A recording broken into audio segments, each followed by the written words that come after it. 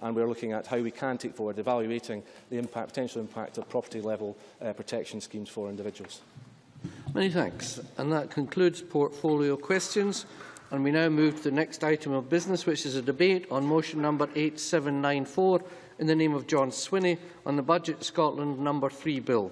I'd invite members who wish to speak in the debate to press the request to speak buttons now, and I call on John Swinney to speak to and move the motion. Cabinet Secretary, 14 minutes or thereby, please. Scotland No. 3 bill for 2014. Microphone for Mr Swinney, please.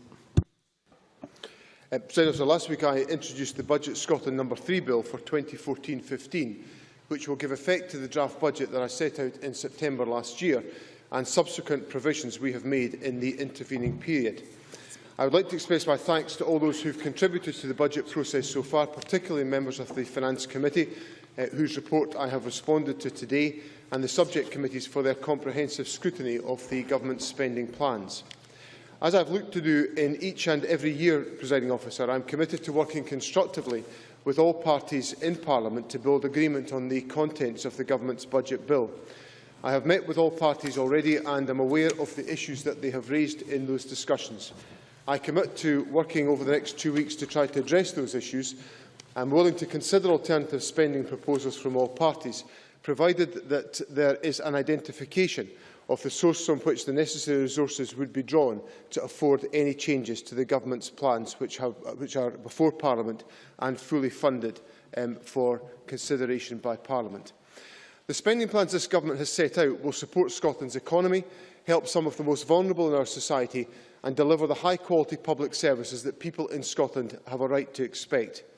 Our plans meet the challenges of the times, the need for strong support for economic recovery, to deal with the impact of Westminster austerity and the cuts in welfare support, and the protection of the public services in Scotland, all to be achieved within the legal and financial limits placed upon us as a devolved administration.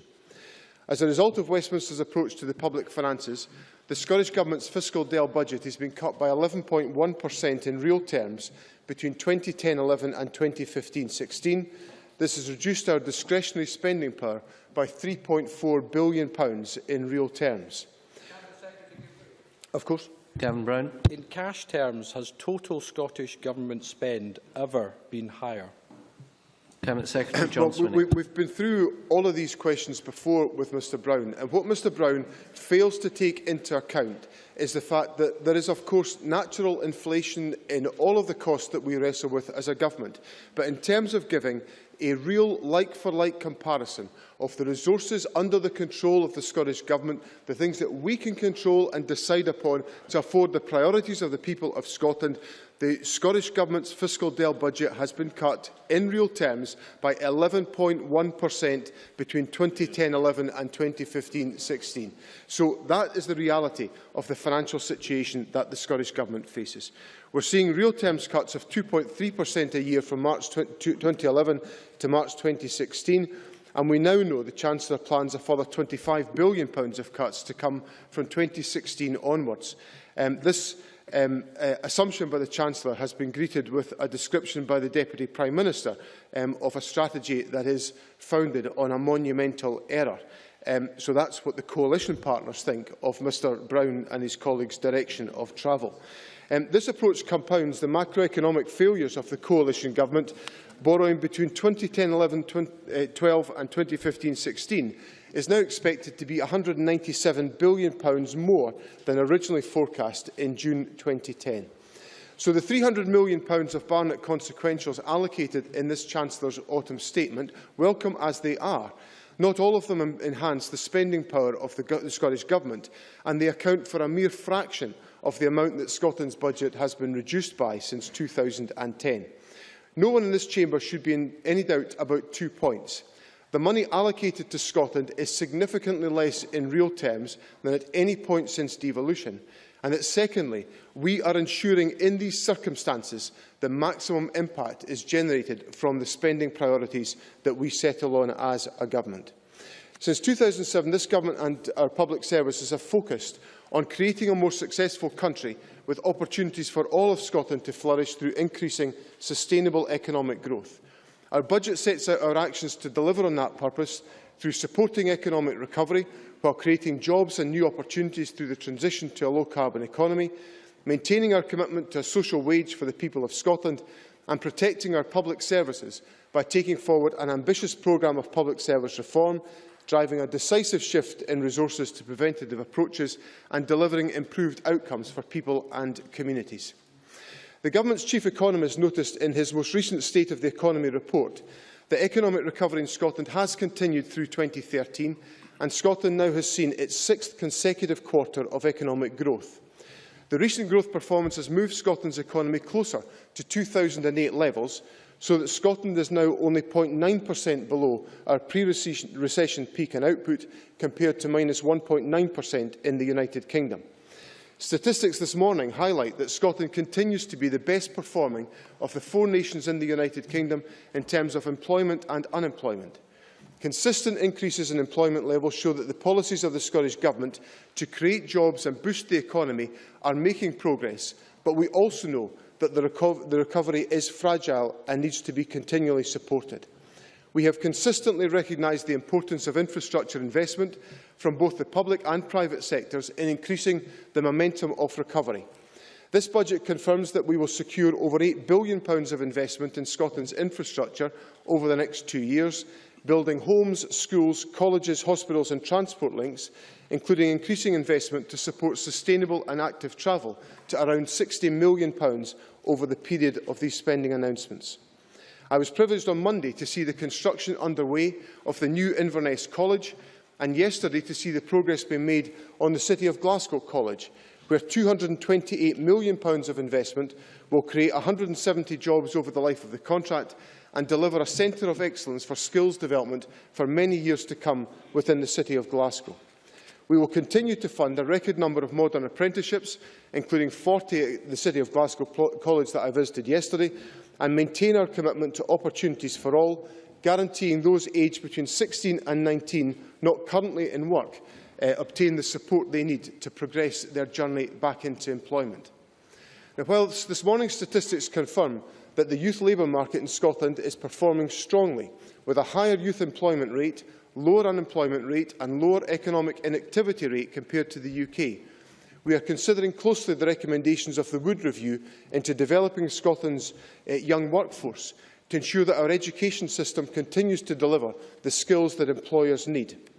The draft budget delivered the most generous package of business rates relief in the United Kingdom, worth over £570 million a year at the time, including supporting over 92,000 business properties through the Small Business Bonus Scheme. In December, I announced that we would allocate £38.5 million in both 2014-15 and 2015-16 to cap the business rates poundage at 2% and to extend the eligibility of the Small Business Bonus Scheme. These measures will extend the benefit of the Small Business Bonus Scheme to 4,000 additional properties, leaving an eligible Scottish business up to £3,080 better off than their competitors in England, and ensure that Scotland continues to be the most competitive place in the UK to do business. That measure has been included in the budget bill and is something that Parliament will vote on today as part of the budget bill provisions. We are also acting, Presiding Officer, to protect and to reform our public services. We value an NHS which is publicly owned and a local government that is properly funded, which is why this budget again delivers on our commitment to pass on the full Barnett consequentials to the NHS in Scotland and continues to prioritise local government funding, in contrast to the approach adopted by the United Kingdom Government.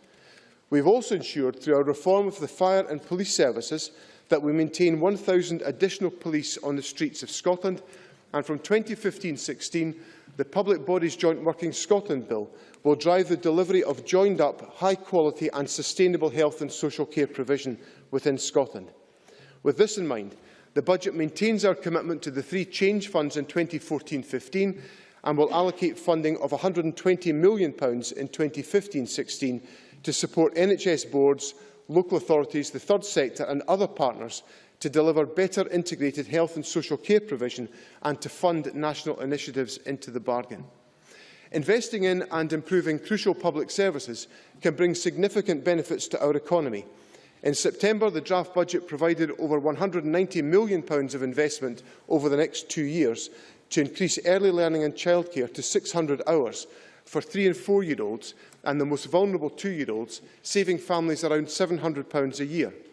This investment will fund the commitment in the Children and Young People Bill and increase available childcare from the 412 hours that we inherited in 2007. High-quality childcare can make a huge difference to outcomes, both to the life of a young child and to the ability of their parents to participate fully in the economy through work or training. That is why, when the financial opportunity to extend that provision became available, the First Minister announced plans to extend this provision to 2-year-olds in households where parents are looking for work. To maintain the quality of childcare, we are also investing £3.5 million to support around 2,000 new jobs and to enhance the skills of our childcare workforce. This bill allocates the funding for this expansion. I will give way, yes. Willie Rennie. He knows that we welcome the investment in 2-year-olds as well as the 3- and 4-year-olds. Can he give a commitment today that if there are other opportunities to extend this scheme even further, I know he has plans for the following financial year, but if other finance becomes available, that he will continue to expand this scheme to more 2-year-olds? John Swinney. The Government has made absolutely clear its commitment to expanding the availability of childcare, and what we set out in Scotland's future was an ambition which is essential to be realised for Scotland, but has to be realised for Scotland when we have the resources available to us, and we believe the type of transformational resources we need will come with the normal powers of an independent country to take forward those issues. Alongside increasing childcare provision, we are continuing to place the delivery of better outcomes at the heart of the budget through our social contract with the people of Scotland.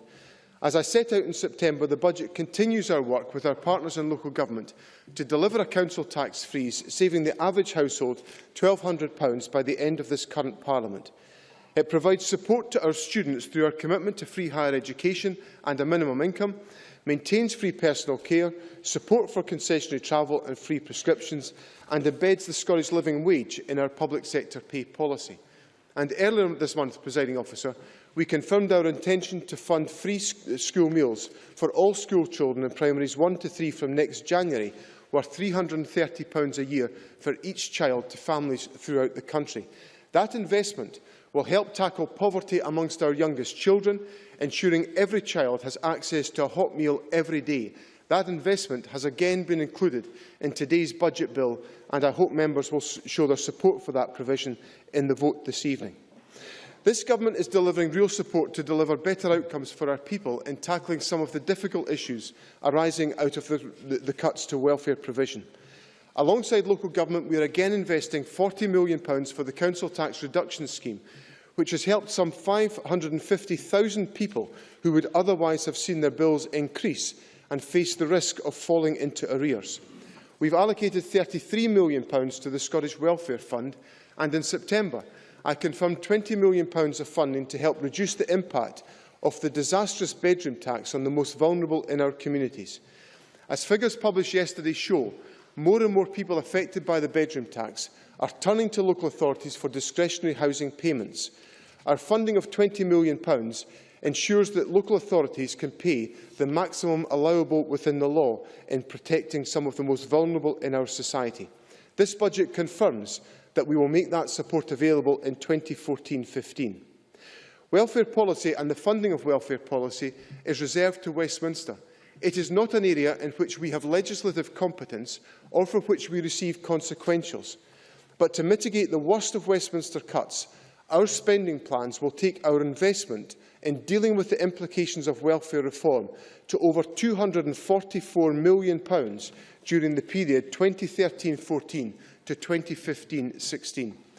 Presiding Officer, while there have been challenges in setting this year's budget as a consequence of the macroeconomic failures of the UK Government and the budget cuts they have imposed, this is also a budget that comes at a particularly exciting time for our nation, when the eyes of the world will be on Scotland. We will welcome visitors from across the globe to enjoy the Commonwealth Games and the Ryder Cup. We will also have an opportunity to showcase Scotland to the world in the second year of homecoming. And of course, on the 18th of September, the people of Scotland will have the opportunity to vote on our country's future. Today, I have set out the principles of the budget bill, It is a budget based on this government's vision of a nation founded on the principles of fairness and prosperity, and one which demonstrates the benefits to Scotland of decisions being taken in Scotland by those who care most about Scotland, the people who live and work here. I move that Parliament agrees the Budget Bill. Many thanks. I now call on Ian Gray. 10 minutes or thereby. Mr Gray, please. Deputy Presiding Officer, our criticism of the budget before us today, ever since it was published in draft, has been consistently less about what can be seen in it and more about what cannot. And it is simply this. When the budget is compared to the government's own stated objectives, many of them very credible, many of them inarguable, at best, no connection can be found between the budget and those objectives, and at worst, budget decisions seem to reflect different priorities altogether. There is in this budget no discernible long-term plan or strategy to create jobs and growth, to reduce inequality, to eradicate poverty, to address climate change, or move definitively to preventative spending. And that was the theme of almost every committee report on the budget this year. It was reiterated by almost every expert witness those committees heard. The Finance Committee report summed it up bluntly. There is no link between the government's spending plans and the intended impact, but other committees, Health and Social Care, Infrastructure, Rural and Environment, all echoed this too. Now, when we last debated the budget just before Christmas, Mr Swinney suggested that when indicators move in the right direction, that in and of itself is the proof that he has a plan and it is working, as to a degree he did again today with regard to employment figures, and not surprisingly following what is indeed a welcome improvement in unemployment and employment figures today. Presumably, though, that means that when we see more families resorting to food banks or falling into fuel poverty or into rent arrears, or more in homeless accommodation, or increasing numbers of our young people not in employment, education or training, or a 37% drop in college admissions, or we see our carbon emission indicators going in the wrong direction, that must therefore mean he has no plan or it is not working. And this is not a new feature of this year's budget, but rather it is a pattern over time. Take the challenge of eradicating poverty. What could be more important or desirable? In 2007, Mr Swinney inherited a budget in which £1.5 billion worth of anti-poverty spending could be readily identified. Indeed, he badged £160 million of it as the Fairer Scotland Fund. 7 years on, and £1 billion of that, including the Fairer Scotland Fund, has disappeared.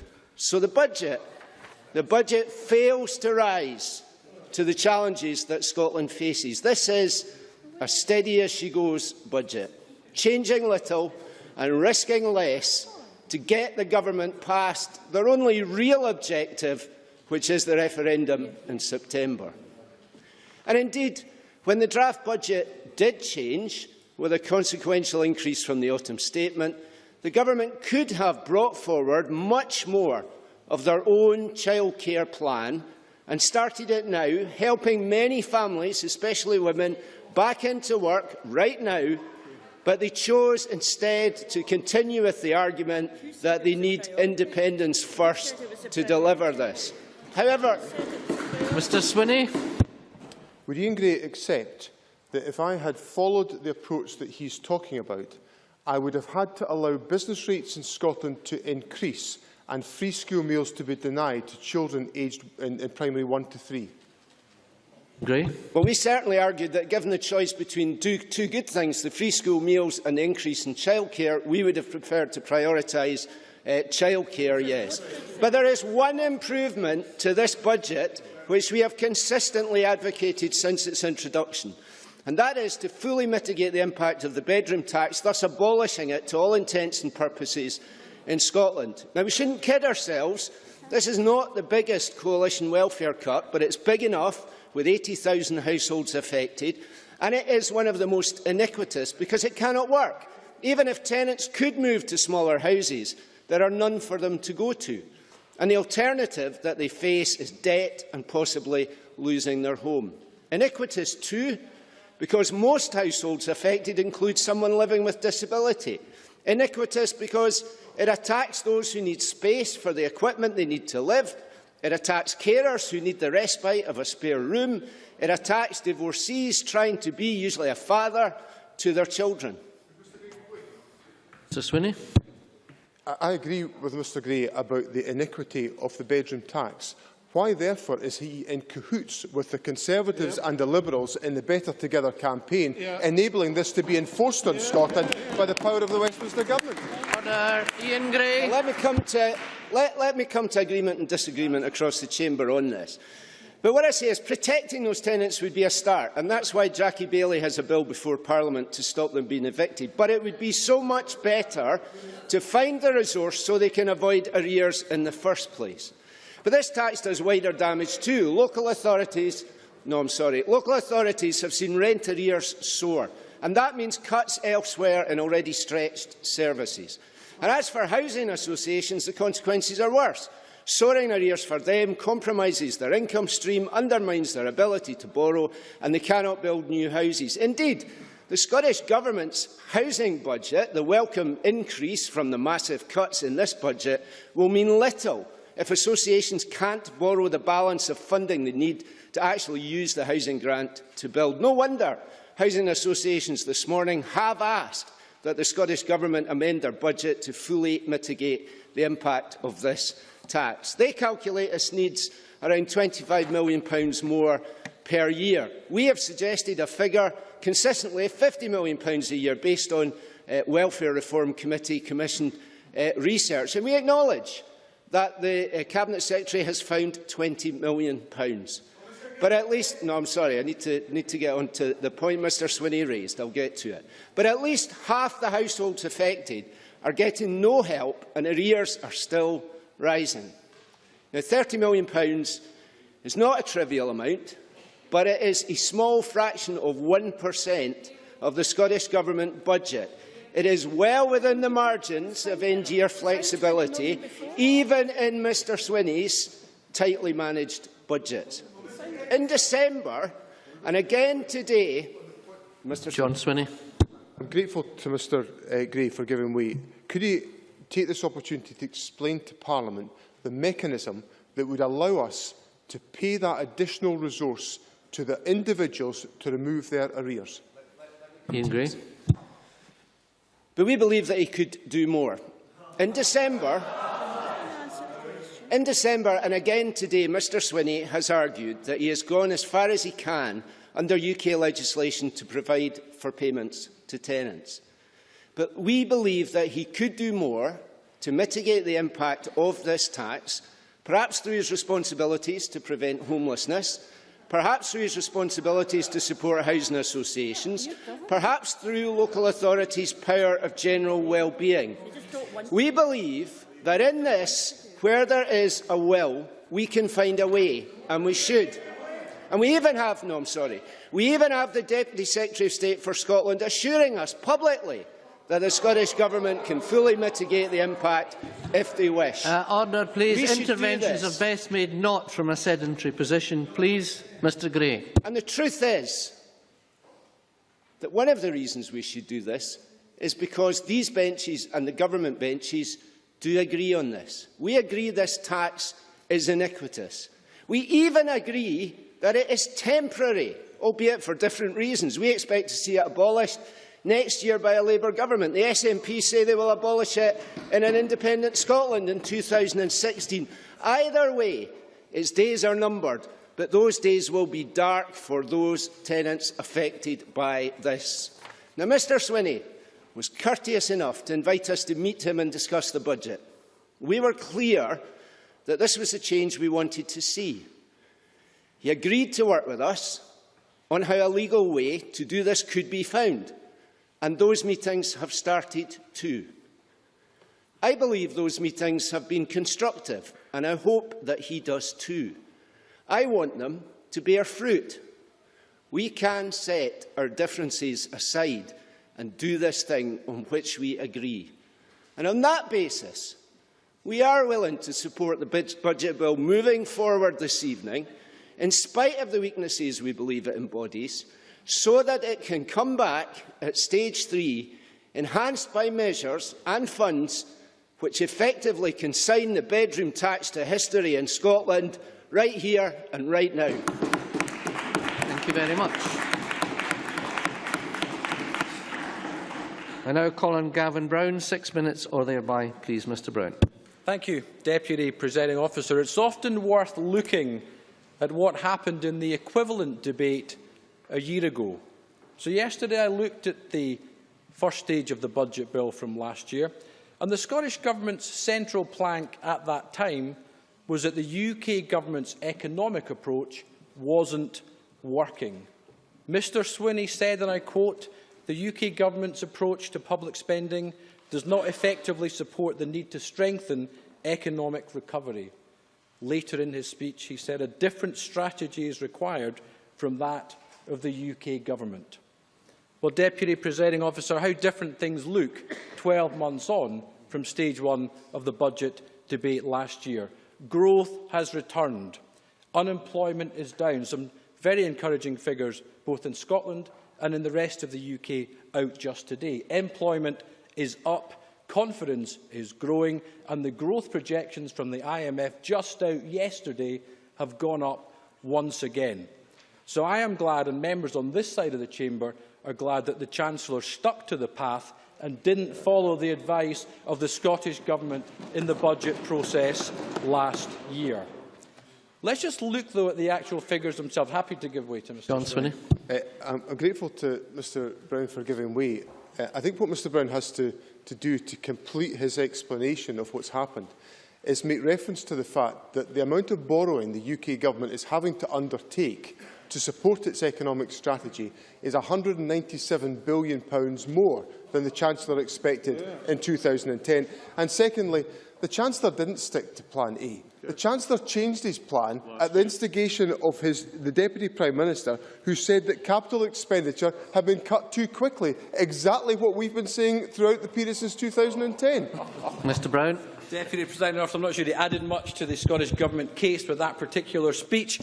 Firstly, on the borrowing point, he ignores completely the entire effect of the Eurozone crisis, a continent also almost in meltdown with 6 uninterrupted quarters of contraction. But secondly, in terms of the case, the economic case that he seeks to build, he genuinely seems to put forward the case that all the growth in the economy across the United Kingdom is down to the policies of the Scottish Government.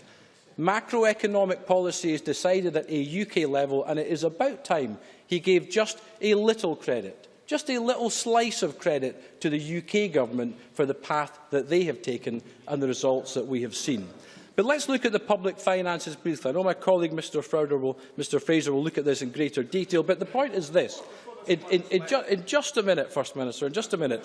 In 2008-09, according to the Scottish Government's own budget, they had £31.9, it's page 189, Mr Swinney, £31.9 billion to spend. Next financial year, it will be £35.3 billion in terms of total government spend. Now, yes, overall in real terms, that is a small decrease. But in cash terms, that is a £3.5 billion increase. And I think just in terms of putting the record straight, because they predict or they talk about savage cuts, it's £3.5 billion more to spend now than the First Minister had when he first became First Minister of Scotland. I said I would take his intervention. First Minister. Mr Brown wishing away inflation, as he constantly does, to try and make that point. But just to pursue the point Mr Swinney made about whether or not there's been a change in the UK Government's approach, I have here a quote from the Deputy Prime Minister from this time last year. "If I'm going to be sort of self-critical, then there was this reduction in capital spending when we came into coalition government. But I think we've all realised that to actually foster a recovery, you have to mobilise as much public and private investment as possible. Now, if the Deputy Prime Minister says there was a change of course, admittedly 3 years after coming into government, then why doesn't Mr Brown acknowledge the wisdom of his coalition allies? Mr Brown. Presiding Officer, I know he likes to filibuster during FMQs, but now he's filibustering during opposition speeches. Good grief. He can't stand anybody else getting to speak and have a voice in this chamber. A little bit of order, please. He's got the audacity to say that I wish away inflation. When the First Minister talks about his public sector pay policy, he talks about a 1% increase and a pay freeze. He doesn't talk about a real terms cut in public sector pay. In his terms, it's a 1% increase. Presiding Officer, the First Minister said yesterday he didn't want to debate the Secretary of State for Scotland or anybody else. He wanted to start at the very top of the UK Government and work his way down. Well, if that is the quality of the contribution that Alex Salmond can make, he should start at the very bottom of the UK Government and maybe, if he's good enough, work his way up. Now, Deputy Presiding Officer, this is not a budget for the economy. They don't even pretend to talk a good game about the economy anymore. It is not front and centre. This is all about the referendum. They are doing very little on business rates, apart from what they were forced to do by the Chancellor of the Exchequer. They are not bringing in a retail rebate like we are getting south of the border. They are doing nothing about a town centre regeneration fund. They are doing less than nothing about their NPD programme, which seems to be stuck in the mud once again. And they are doing even worse with their so-called business rates incentivisation scheme. Deputy Presiding Officer, this is a weak budget. This is a budget that does not put the economy front and centre, and that is why we will not be supporting this budget come decision time today. Thank you. Many thanks. And we now move to open debate, and I call on Kenneth Gibson to be followed by Malcolm Chisholm. 6-minute speeches, please. Thank you, Presiding Officer, and I begin by congratulating the Finance Secretary on once again putting together a budget to bolster the recovery Scotland is now experiencing, protecting our public services, helping families struggling with the cost of living and also making Scotland a fairer and more equitable society. Scotland is outperforming the UK in a number of key economic indicators. In terms of foreign direct investment, Scotland continues to punch above its weight, and out with London was the top performing area of the UK last year. This morning's heartening figures show that while UK unemployment stands at 7.1%, unemployment in Scotland stands at 6.4%, its lowest level since the first quarter of 2009, and the divergence is growing. Whilst the Chief Economist's most recent report also predicts that in 2014 Scotland's economy will, at last, move beyond 2008 pre-recession output levels. All this is encouraging and achieved in spite of the UK Government's discredited austerity measures and not because of it. In fact, it should be remembered that the Scottish Government called for a boost in capital spending to grow the economy and create employment for years, with the Chancellor being only a belated convert. It is undoubtedly a result of UK Government commitment to austerity that virtually every single forecast made by the OBR regarding UK growth had to be revised downwards. And indeed, on New Year's Day, Jonathan Portes of the Financial Times said, and I quote, "This remains the weakest recovery in recorded UK economic history." In June 2010, the Office of Budget Responsibility predicted that by now the economy would be about 7% larger. It is clear that the Scottish Government's decision to switch resource spending to capital projects, however, was a wise one and contributed to the considerably lower levels of unemployment in Scotland as opposed to the UK as a whole. And I'm pleased that the budget recognises this link and maintains a strong commitment to capital investment, with the Scottish Government investing more than £8 billion, as Mr Swinney said, in Scotland's infrastructure over the next 2 years. This will improve the transport network, college estate, our NHS and schools, aid delivery of public services, and ensure that Scotland is a more attractive place to live, work and invest in. As members will know, it is estimated that every additional £100 million of capital spending creates or supports around 1,400 jobs in the Scottish economy. Presiding Officer, on 19th of December, Gavin Brown tried to pull the wool over our eyes by pretending that a cash increase in annual managed expenditure from 2012-13 to 2015-16 does not represent a real terms cut in the Scottish Government's budget, given the rate of inflation over the last 2 years and anticipated over the next 2. Today he has repeated the same mantra, I would point out to Mr Brown that a true measure of available resource is its real rather than notional value. Indeed, is it not Conservative policy to reduce Scotland's budget in real terms? If so, why does Mr Brown hide behind cash figures year on year, whether talking about departmental expenditure limits or annual managed expenditure? From the arguments that Mr Brown has been put forward, if he had been the Finance Minister in the Weimar Republic, he would have been arguing that the increase in budget every year would actually have been good husbandry. Mr Brown. Mr Brown. So just for clarity, I did acknowledge that there was a real terms cut, but does he acknowledge that there is the highest cash terms total government spend ever? And every time we have a debate on this, you ask the same intervention, and every time I say to you, as has already been put forward by the First Minister and Mr Swinney, it is real terms that counts. It's what you can actually do, what you can actually spend the money on, what you can actually buy with it that matters, not the cash figures behind that. On the 11th of December, Mr Brown said somewhat triumphantly that, and I quote, "Our economy is now growing faster than any other major economy in the industrialised world, apart from that of the United States of America." Now, I had to point out, as Mr Brown will recall, painfully no doubt, that UK growth is sluggish in comparison to dozens of other nations across the globe, and indeed ranked 28th in terms of growth, according to that week's Economist. 6 weeks later, I have to say that the Economist has pointed out that we are now 27th UK in terms of growth. So things are not going as fast as they should have done had we had an effective economic policy. So there is a long way still to go. I am pleased to note that the budget does ensure that Scotland will continue to maintain its place as undoubtedly the most progressive nation in these islands, preserving our proud commitment to universal services such as free personal care for the elderly, the free bus pass, free prescriptions and access to university tuition based on the ability to learn and not the ability to pay, or as Scotland would call it, the something of a nothing society. Not only have these policies been protected, the Scottish Government will further enhance social provision with the introduction of universal free school meals for all children in primaries 1 through primary 3. This policy, costing £55 million over 2 years, will remove the perceived stigma of free school meals and ensure that children from all backgrounds are properly nourished, alert and ready to learn. As such, it has been welcomed by the EIS, the STUC, Unison Save the Children and the Child Poverty Action Group. To their shame, Labour voted against this move.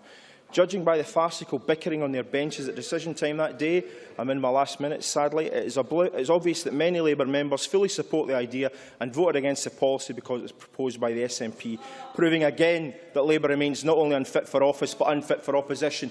Indeed, when a Daily Record editorial chooses to criticise the Labour Party, they know they're in trouble. Whilst this progressive policy, along with substantial extensions to childcare provision, will see the lives of families and their children improve, it is evident that only independence will release the resources necessary to introduce the transformational policies to learning, childhood development and childcare Scotland needs, the benefits of which are manifest, having been implemented by our Nordic and Scandinavian neighbours. Of course, we have heard that the changes we wish to bring about could be achieved under devolution, but that ignores the reality. To maintain such radical policies requires funds to take it forward and access the increased tax revenue that would accrue. Presiding Officer, by the end of this Parliament, the Scottish Government will have spent £224 million of our devolved budget in an effort to mitigate against some of the UK Government's most Dickensian welfare policies. Presiding Officer, with resources available to this Parliament, the Cabinet Secretary's budget does much to build upon the progress we have made in recent years, both economically and socially, and I urge all members to support it this evening.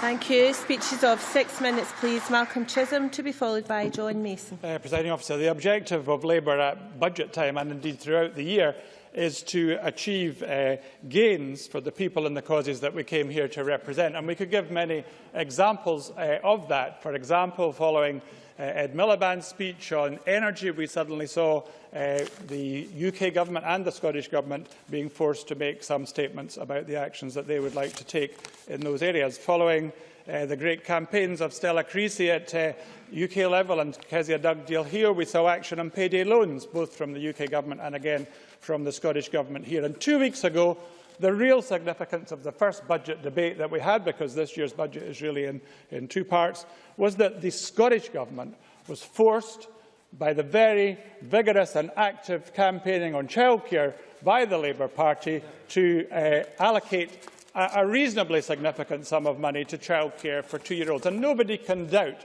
that if Labour had not made that its #1 budget priority, the Scottish Government would never have announced that on budget day. That was the significance of what happened 2 years ago. Although, of course, the benches opposite repeated, I must say, to my great disappointment, because I know, wearing his Finance Committee convener's hat, Kenneth Gibson is a very sensible person. But today, reverting to party political mode, we heard the sustained nonsense that we have seen in the chamber, in the newspapers, on social media about Labour's vote 2 weeks ago. And the absolute final proof that we could not vote for that because it was about independence is actually the vote of the Liberal Democrats. Nobody in this chamber or this country doubts that the reason we have free school meals here is at the instigation of the Liberal Democrats at UK level, and let's congratulate them for that. And yet the Liberal Democrats 2 weeks ago today voted against that motion. And that is the final proof that the SNP have been talking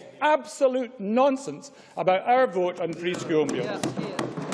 Now, John Swinney said today he hoped members will show support for free school meals today. Well, we will, because we're going to vote for the budget today. But I think the SNP should listen, the Scottish Government should listen carefully to the reason that Ian Gray gave for that. And that, of course, is connected with our single most important objective as we come to debate the budget at this stage, and that is to achieve gains in relation to the bedroom tax. Now, we can already claim some advances in this, because members will remember that it was Labour that first advocated the allocation of money to alleviate the consequences of the unjust and unfair bedroom tax, and it was in response to Labour's demand that the 20 million was announced by the Scottish Government. So our simple priority and objective over the next 2 weeks is to ensure that that sum of £20 million is significantly increased. Now, members opposite were, I don't know, they were kind of laughing in a disrespectful way when David Mundell was mentioned, but I don't think they can just lightly dismiss the words of a UK Government minister in that way. Members opposite, and indeed members on this side, may not like the words of a UK Government minister, but they cannot just be dismissed as irrelevant to this discussion. I give way. Jim Eadie. An intervention, but isn't he aware that the DWP's own guidance on this, their own manual, states once you have met your authority's overall cash limit, you cannot award any more discretionary housing payments.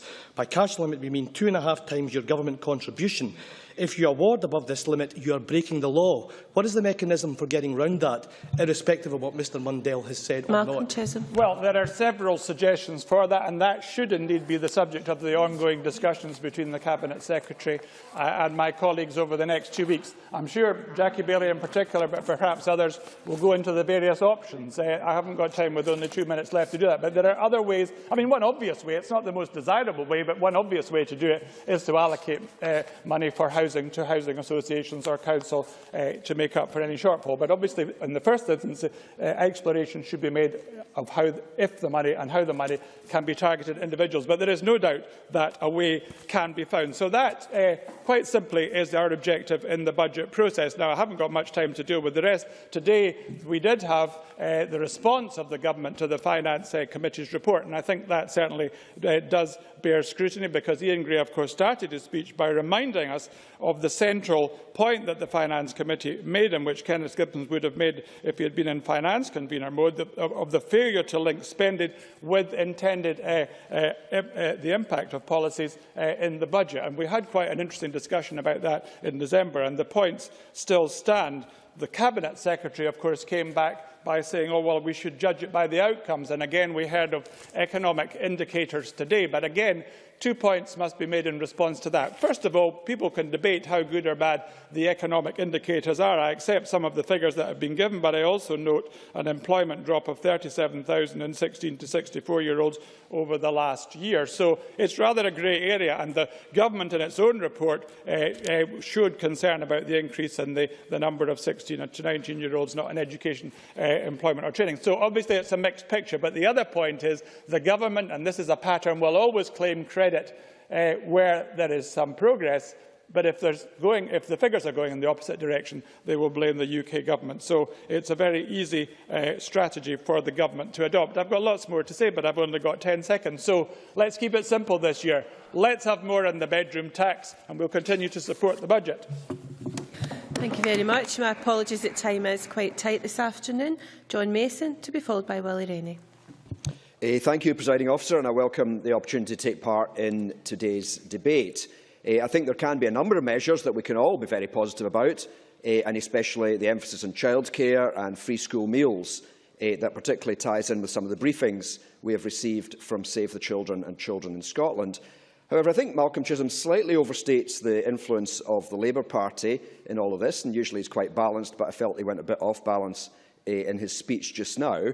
Because if we asked which member has been going on most about childcare, we would probably say it's Willie Rennie. We have had the third sector pushing on that issue, I think a number of my own colleagues as well, and I think we would say the Labour Party was probably a poor third when it came to campaigning on that issue. Now, I was particularly struck by one of the questions Save the Children asked in their briefing for this debate, which was, how has Scottish Government ensured that funding is adequate to achieve its policy aims, etc., etc. And in many ways that's a key question. In fact, in many ways it's the key question, because the answer to that is the funds available to the Scottish Government are not adequate to get done all that we want to see done. So this budget is very much about choosing how to use limited resources to have the maximum positive effect. I think it's worth re-emphasising why we need wider powers, especially over taxation. At present, we want to spend, if we spend more on childcare, or in any other way boost the economy, the PAYE, the national insurance, the extra VAT, the extra corporation tax, all go to Westminster. Now, it's not that we are mean or grudge Westminster a few extra pounds here or there, but it is that we actually need to get that tax money back to finance the policy on an ongoing basis. That is a point that seems to have been missed by some of the speakers in previous debates on this subject. We can only afford to pay for more childcare if the resulting tax gets recycled into the system. Otherwise, it is like paddling a leaking boat, so that however much effort we put into paddling hard and paddling well, our efforts are counteracted by the water leaking in, or in the case of the economy, the money leaking out. If we take another example of what we're having to do with our limited resources, that is the bedroom tax, which has already been mentioned. And I very much welcome the 20 million to mitigate these welfare cuts. But that is 20 million that could have been used to improve other things. And in fact, Mr Swinney mentioned 244 million as the total amount that was going in to counter some of these welfare cuts. Now, Ian Gray said that these cuts, specifically the bedroom tax, is iniquitous, and I think most of us agree that it's iniquitous. But sadly, it is not the only iniquitous thing that is happening here. And in some ways, I think more iniquitous is the cut in the sanctions on people's benefits. Because I'm getting constituents turning up, and I know their bedroom tax may be piling up in the background, but the issue for them today or tomorrow when I meet them at my surgery is that they, for no apparent reason, or because they were meant to be in two places at the one time, have had their benefits sanctioned. And they have no money for heating or food or their phone or whatever else it is. To suggest that, I don't know if Mr Gray is suggesting that we could compensate also for all the sanctions, as well as the bedroom tax, but clearly choices have to be made. But that money that we're having to put into compensating for Westminster cuts could be going into health, could be going into housing, could be going into colleges, rather than just cancelling out the attack on some of our poorest folk. In fact, you could say that our efforts to improve things in Scotland are being put on pause while Westminster messes us around. Do we want Scotland to be put on pause every time there's a Tory government in Westminster? And presumably the members opposite would accept that for roughly 50% of the time in the future, there will be a Tory government in Westminster. Therefore, for 50% of the time, Scotland is on hold while we try and deal with that. So whoever is in power here at Holyrood cannot implement progressive policies during these periods. Or do we want a system which allows both Labour and the SNP governments to tackle poverty? Of course we do want to do that. But we'll never have enough funds to do everything we want to do straight away. But we could have a situation where we are much more masters of our own destiny.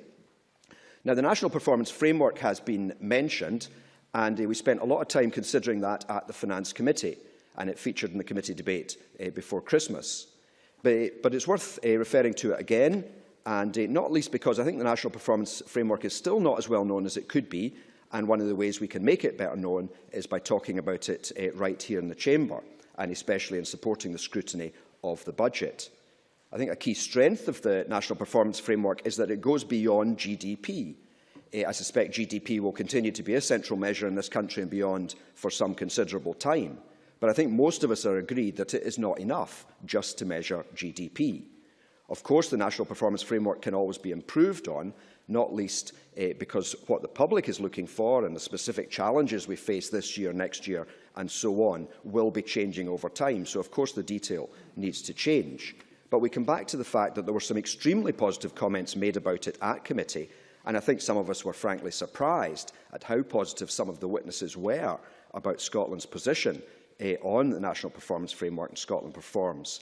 And that should encourage us to talk about it more, use it more and build on it. And I would just say, in relation to the points that were made, that I think the key point for the Finance Committee that was we could not always see the link between the National Performance Framework and some of the spending in the budget. But I don't think we were actually questioning that a link did exist. So, Presiding Officer, we once again face a budget that's been severely curtailed by the failure of the UK over many years. I support the budget as proposed, but hope that in the future this Parliament will be able to make a much wider range of decisions that could make things much better for all the people of Scotland. Thank you.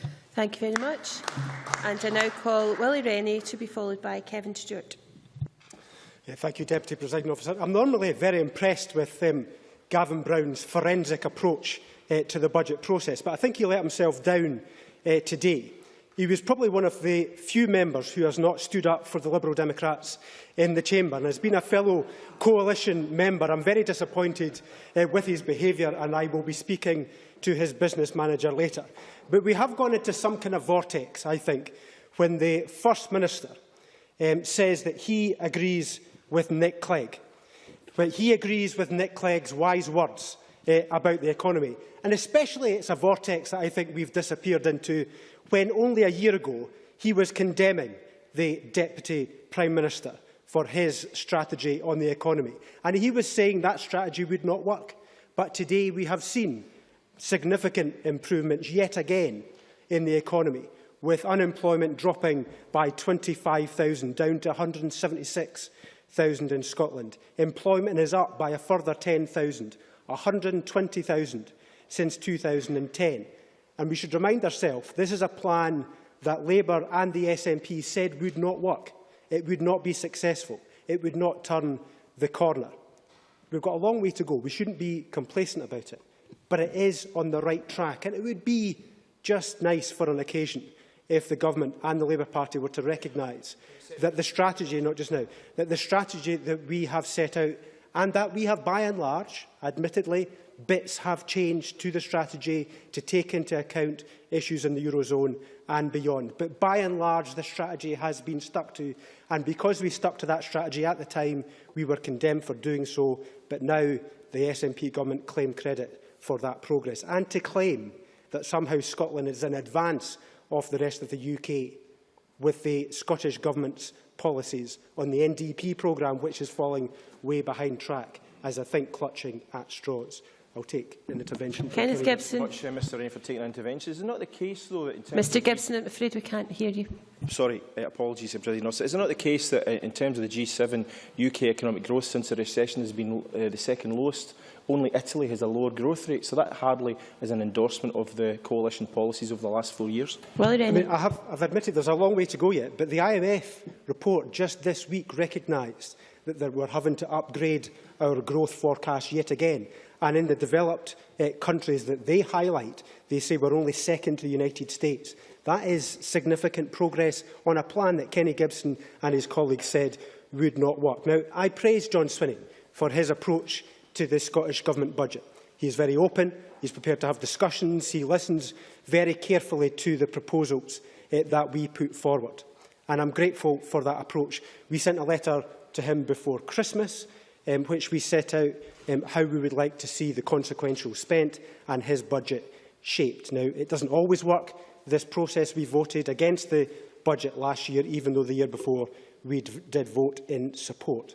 We've already seen significant movement, and he knows I have praised the Scottish Government for getting it right on nursery education and free school meals. Save the Children have warmly welcomed the developments on nursery education. It's something that we have been calling for some time and are pleased to see it being introduced. Also on free school meals, that so many people in Scotland, so many children, in Scotland, 40,000 estimated are not receiving free school meals, even though they're classed as being in poverty, means that something is not right and needs to be reformed, and that's why we're in favour of the free school meals proposal. In addition to in our letter sent to Mr Swinney before Christmas, we did make another number of other suggestions, including on the match funding for Shetland to deal with the housing debt so we can invest more in infrastructure, on extra college funding to make up for the significant drop in funding over the years from 2011-12, when college funding was at £544 million, and it's now proposed for 14-15 to be £521 million, a significant drop in funding that we would like to see restored, some of the damage to be undone. But also on the financial transactions funding that the Scottish Government has previously described as funny money, and they said it was a con. But I distinctly remember seeing earlier on this week Nicola Sturgeon in a bright fluorescent jacket praising this funny money as crucial. It's helped people get into housing, and its popularity is evident. It's amazing what difference a year can make. Another conversion by the Scottish Government to the proposals from the UK Government. But we would like to see that money perhaps diverted into social housing, so we can see an increase in the building for social housing in Scotland, because there has been a reduction in spending on social housing in recent years. So we would like to see that restored, and that's one of the suggestions that we've put forward to Mr Swinney. Of course, the budget, even so, will still not be perfect. It might be good enough for us to vote for the budget, and we'll have to see how the discussions develop in the coming weeks.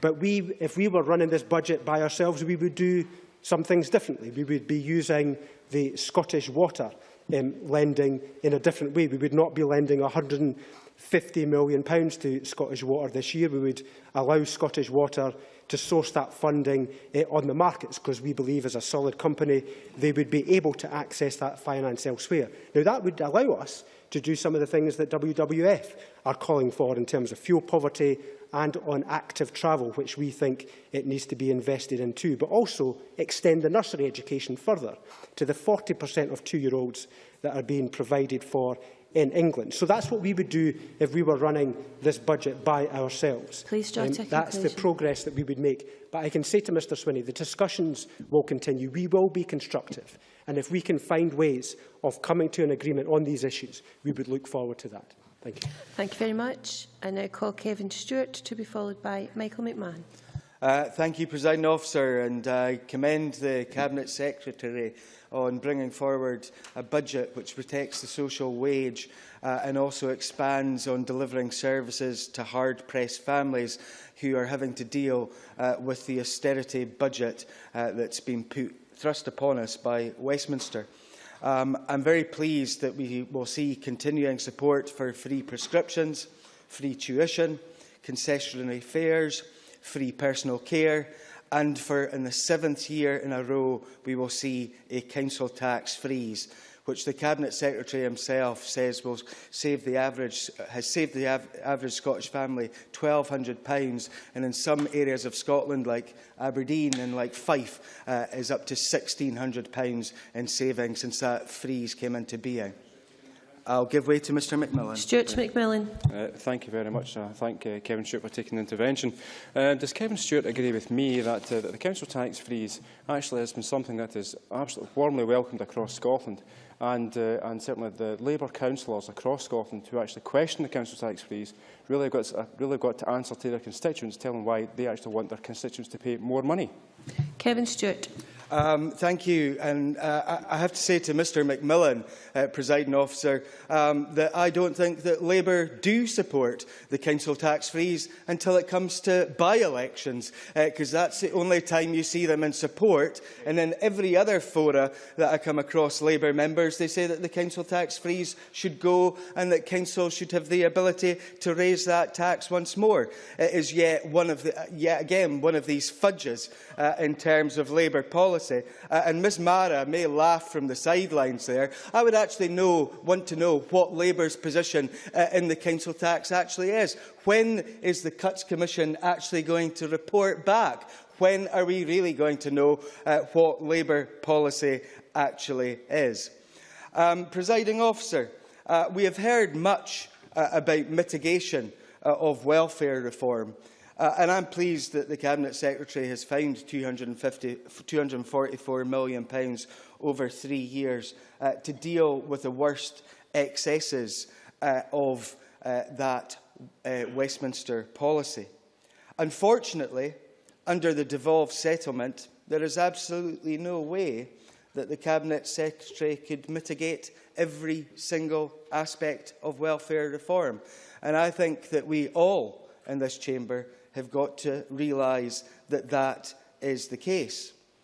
And there are restrictions, have been pointed out. Ms Mara, I'll take you. Yeah. Jenny Mara. I thank the member for giving way, and I address this point to him as a former councillor.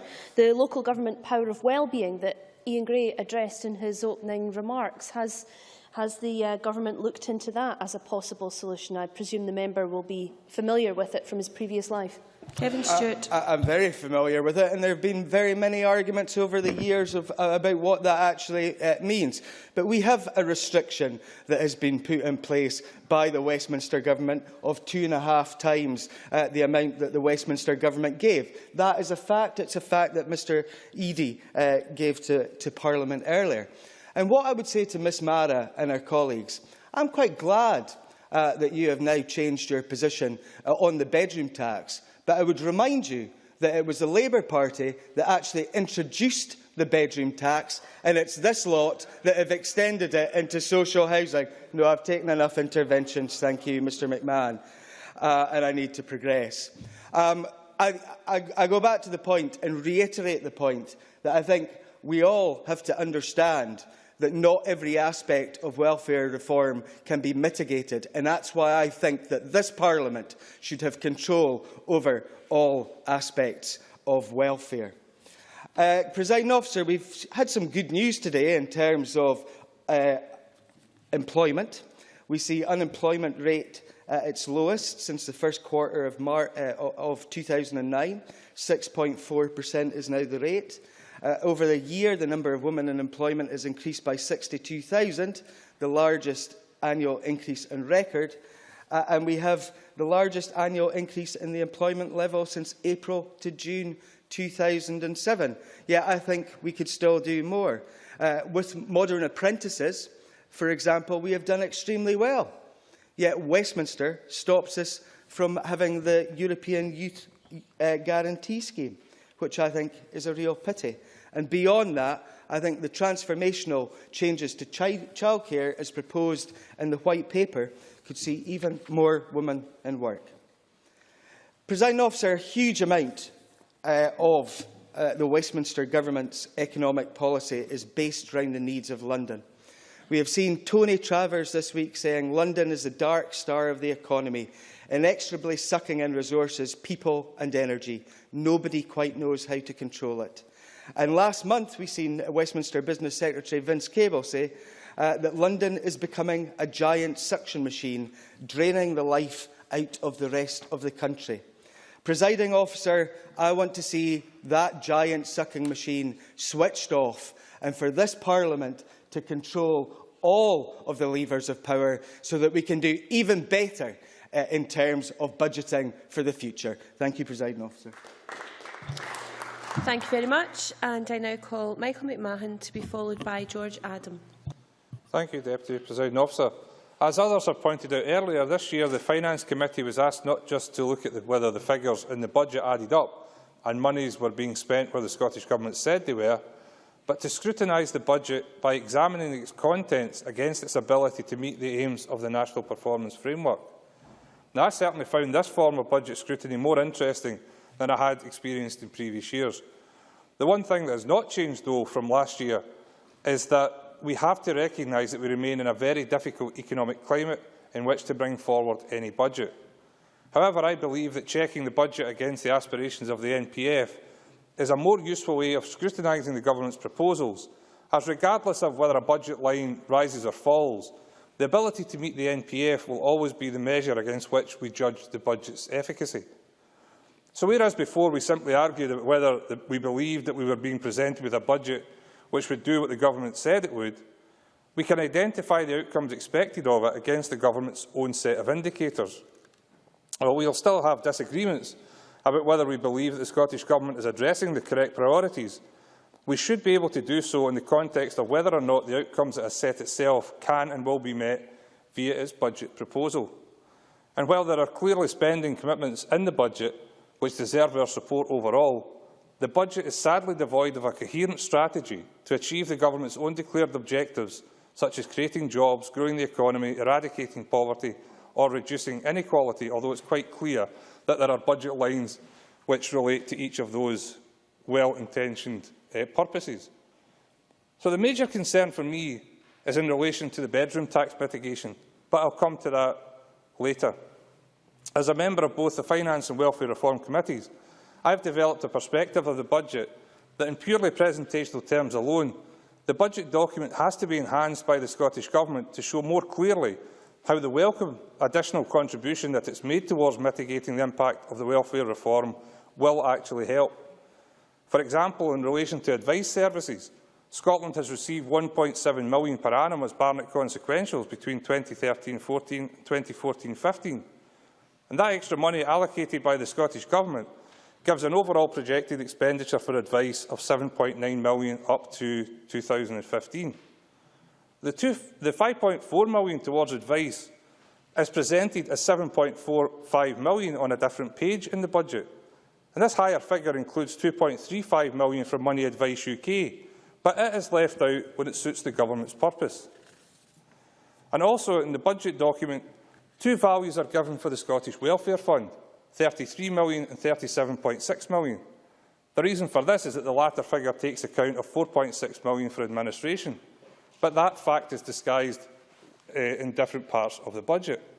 So the component elements of the Scottish Welfare Fund should be clearer, as doubts are already emerging which have led groups like Citizens Advice Scotland to state that we do not have much evidence of the holistic approach that was envisaged for this scheme. And having the budget details alone, let alone the guidance on the scheme, having that clarified would undoubtedly assist people looking for information on what is being made available and help them to assess the fund's efficacy. Clarifications can be found in the budget, but the contributions of various measures are not always explained, and I am left to wonder why that is the case.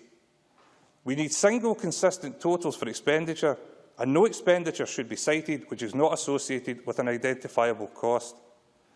We really should not have to trawl through supplementary information from a range of sources to establish what spending is actually being proposed by the Government. Now, I could list a few other examples, but time does not permit.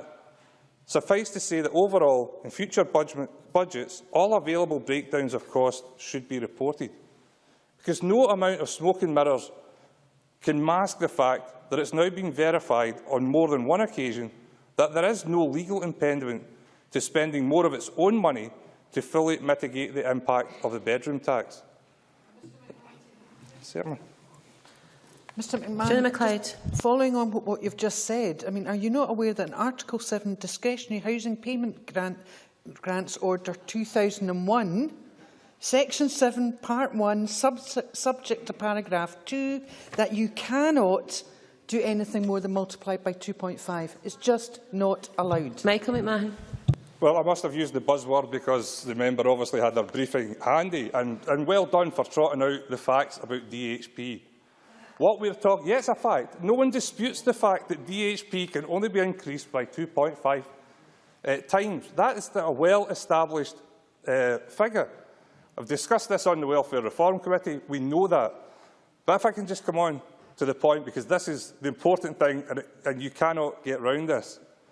The £20 million allocated so far by John Swinney has rightly been welcomed, but it's also estimated that it's less than half the money needed.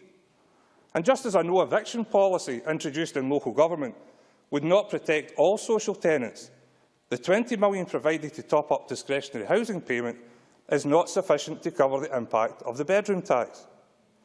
Now, if North Lanarkshire Council can top up its DHP allocation to the maximum and then put £2.2 million towards additional hardship funding, it surely cannot be beyond Mr Swinney to do likewise from his own Scottish budget.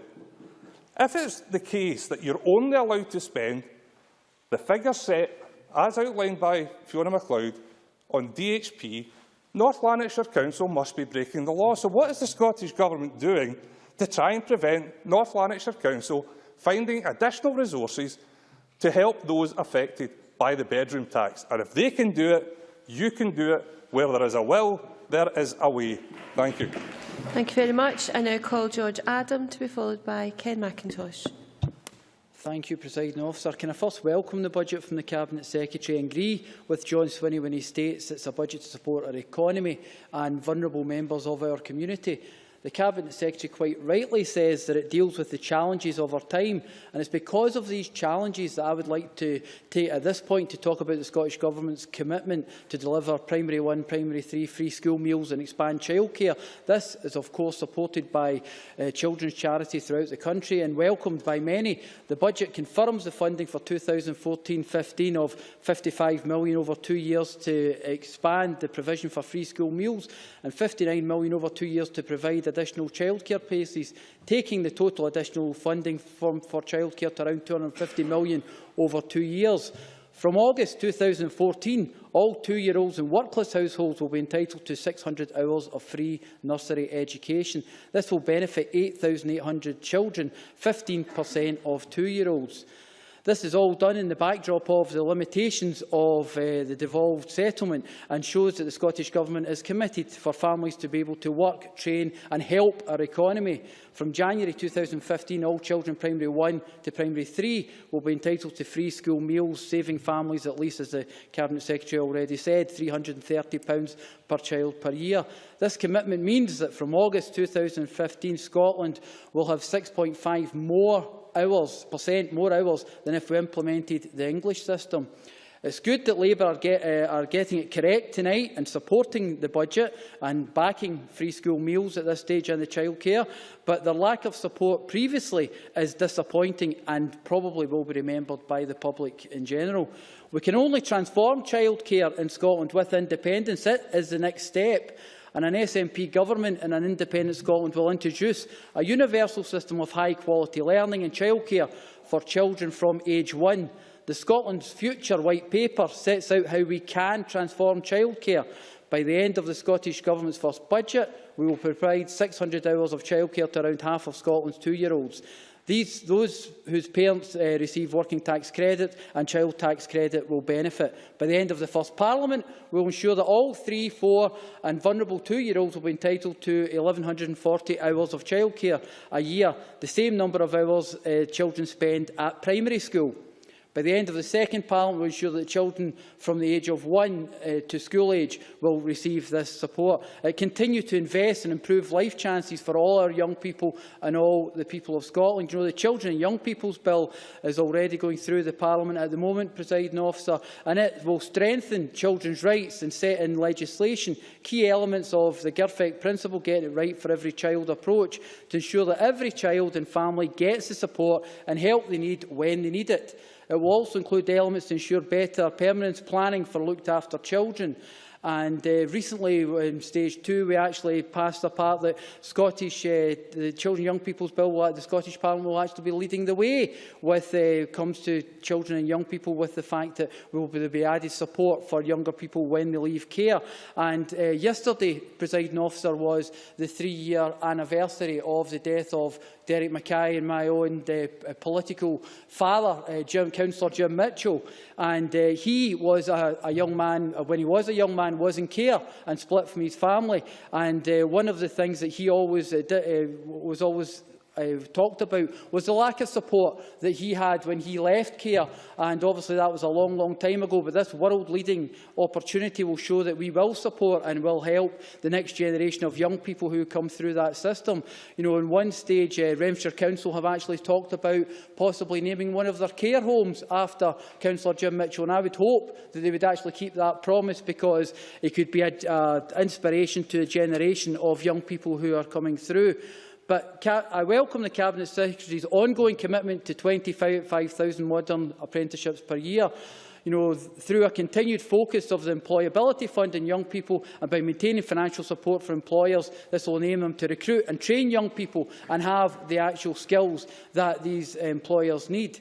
In 2014-15 and 2015-16, the Scottish Government is obviously going to implement the Post-16 Education Bill, which is going to give us the opportunity, or the Act, which is given the opportunity of one of the main things for all, widening access for all to our universities, ensuring that people that come from parts of my own constituency, like Ferguson Park, get the opportunity and the chances in life that other people do. It's about their ability to learn and not the ability of their parents to earn that gets them their place in university.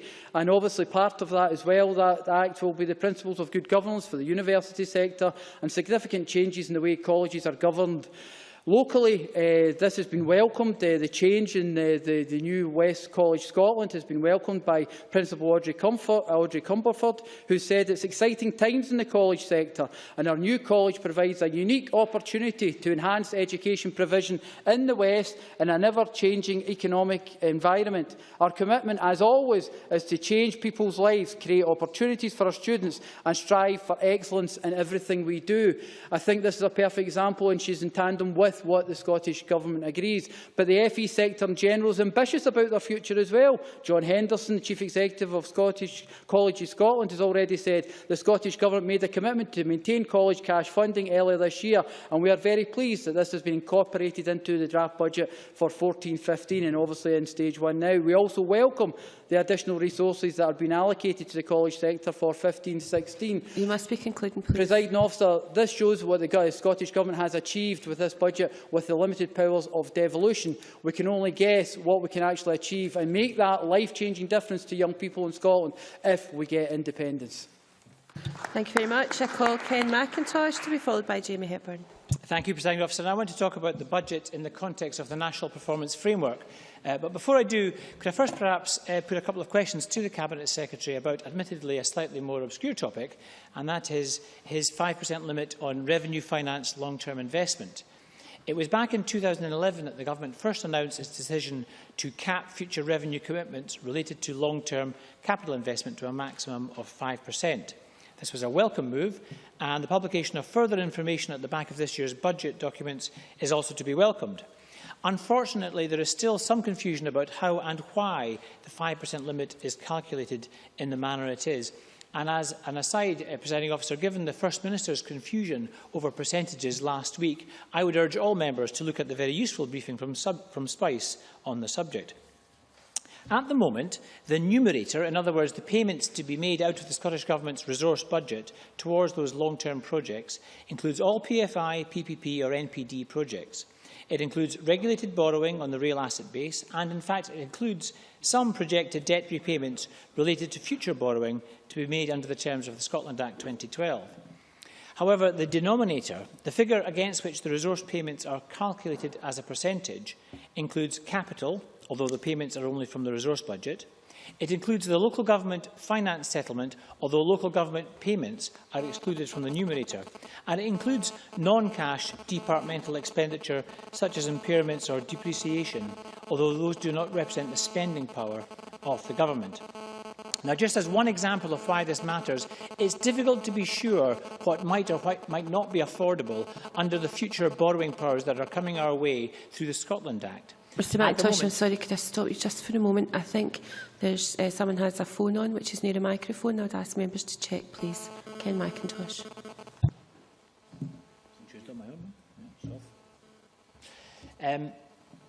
Now, I fully recognise, so just one example of this is the Powers of the Scotland Act. At the moment, the Scottish Government's projections assume a 25-year repayment period, whereas the Treasury assumes a 10-year timeframe.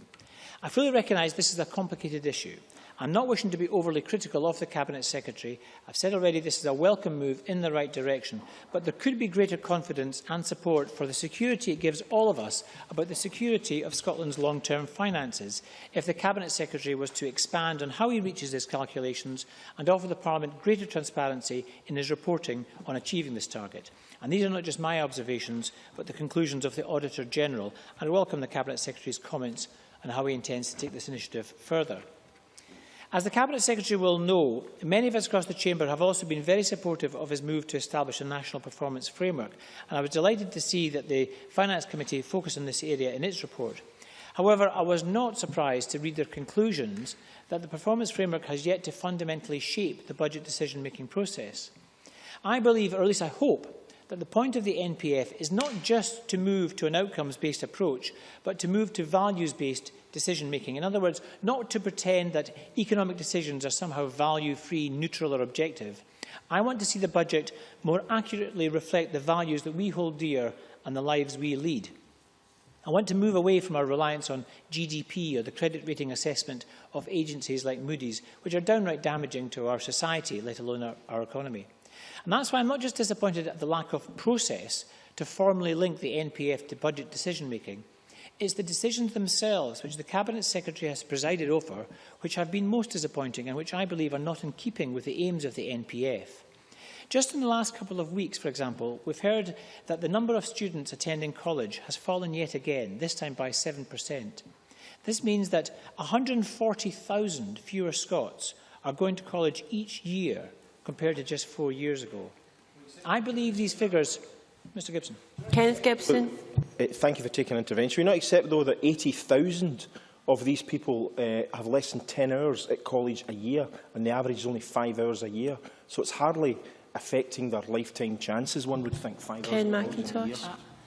I'm very disappointed to hear Mr Gibson's remarks on that. It wasn't that long ago that we were committed as a Parliament to lifelong learning, to building a knowledge economy.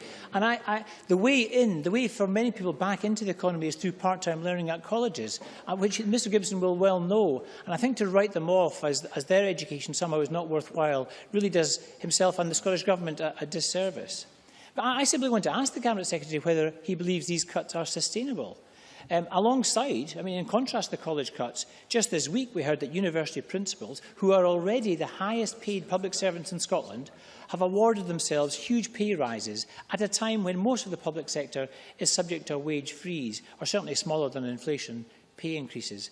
Now, when I asked the Education Secretary about this yesterday, he pretended that he couldn't get involved, as this would somehow compromise the autonomy of our universities. Can I just say to the Cabinet Secretary, given the hundreds of millions of pounds of public funds that go into our universities, holding them accountable for the salary of senior managers does not compromise academic freedom in any way whatsoever. And when I talked about building a model economy in Scotland in our first debate back after the recess, the Cabinet Secretary went out of his way to tell me how much he shared that vision. But does he not appreciate that it is the decisions that he takes in this budget that decide whether or not we put that ethical approach into practice?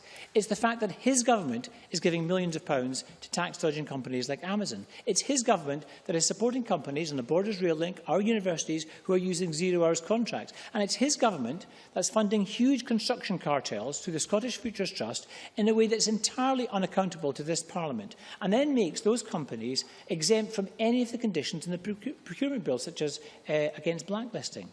Now, I accept that might not be his intention. It may not match his rhetoric, but it's the reality of the outcome of public spending decisions for which he is accountable. The Labour Party has offered him an opportunity to demonstrate the progressive, transformational and compassionate values underpin his thinking and his decisions. I urge him to take the decision to support us on the bedroom tax he has been offered. Thank you. And I now call Jamie Hepburn to be followed by Murdo Fraser. Thank you, President Officer, and I welcome the chance to speak in the debate, and I welcome the range of measures set out in the Scottish Government's budget. In my contribution, I want to focus on just a few areas, primarily on how the budget relates to Scotland's youngest citizens. The Finance Committee, of which I am a member of, President Officer, looked at the preventative spend agenda, something it has done in previous years. And one of the areas in that regard we looked at was the early years change fund. Indeed, the committee recently had a very useful evidence session with the Minister for Children and Young People and the Chief Medical Officer, giving some very compelling evidence around this area and the work of the Early Years Collaborative. And the Finance Committee was obviously very interested to see how the change funds have leveraged in additional funding. And in the Scottish Government's response to the Finance Committee report, they have been able to set out that the community planning partnerships have provided returns which indicate that significantly more is spent on the early years by health boards and local government than is captured by the Change Fund. Indeed, this is estimated to be around 10 times the £272.5 million minimum agreed contributions invested in the Early Years Change Fund.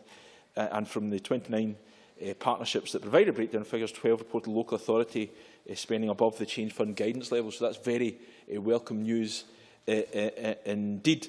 Of course, though, the policy's true effectiveness won't be judged in terms of the money that is invested and is further leveraged in, but by the outcomes for Scotland's young people. And the Minister and the Chief Medical Officer were able to set out very vividly, with the evidence they gave, the scale of the challenge and the scale of the ambition. Indeed, the Chief Medical Officer spoke of his ambition to see the outcome of these efforts leading to the closure of Polmont Young Offenders Institute. Such would be the positive impact on Scotland's young people. And that might seem a grandiose idea, but surely something we could all agree would be a positive outcome. And of course, the work of the Early Years Collaborative and the funding we've seen invested through recent budgets may take many years to manifest themselves, but I think they are a positive example of budgetary and policy intervention by the Scottish Government, because we know that there are many children who need assistance across Scotland. We know there are set to be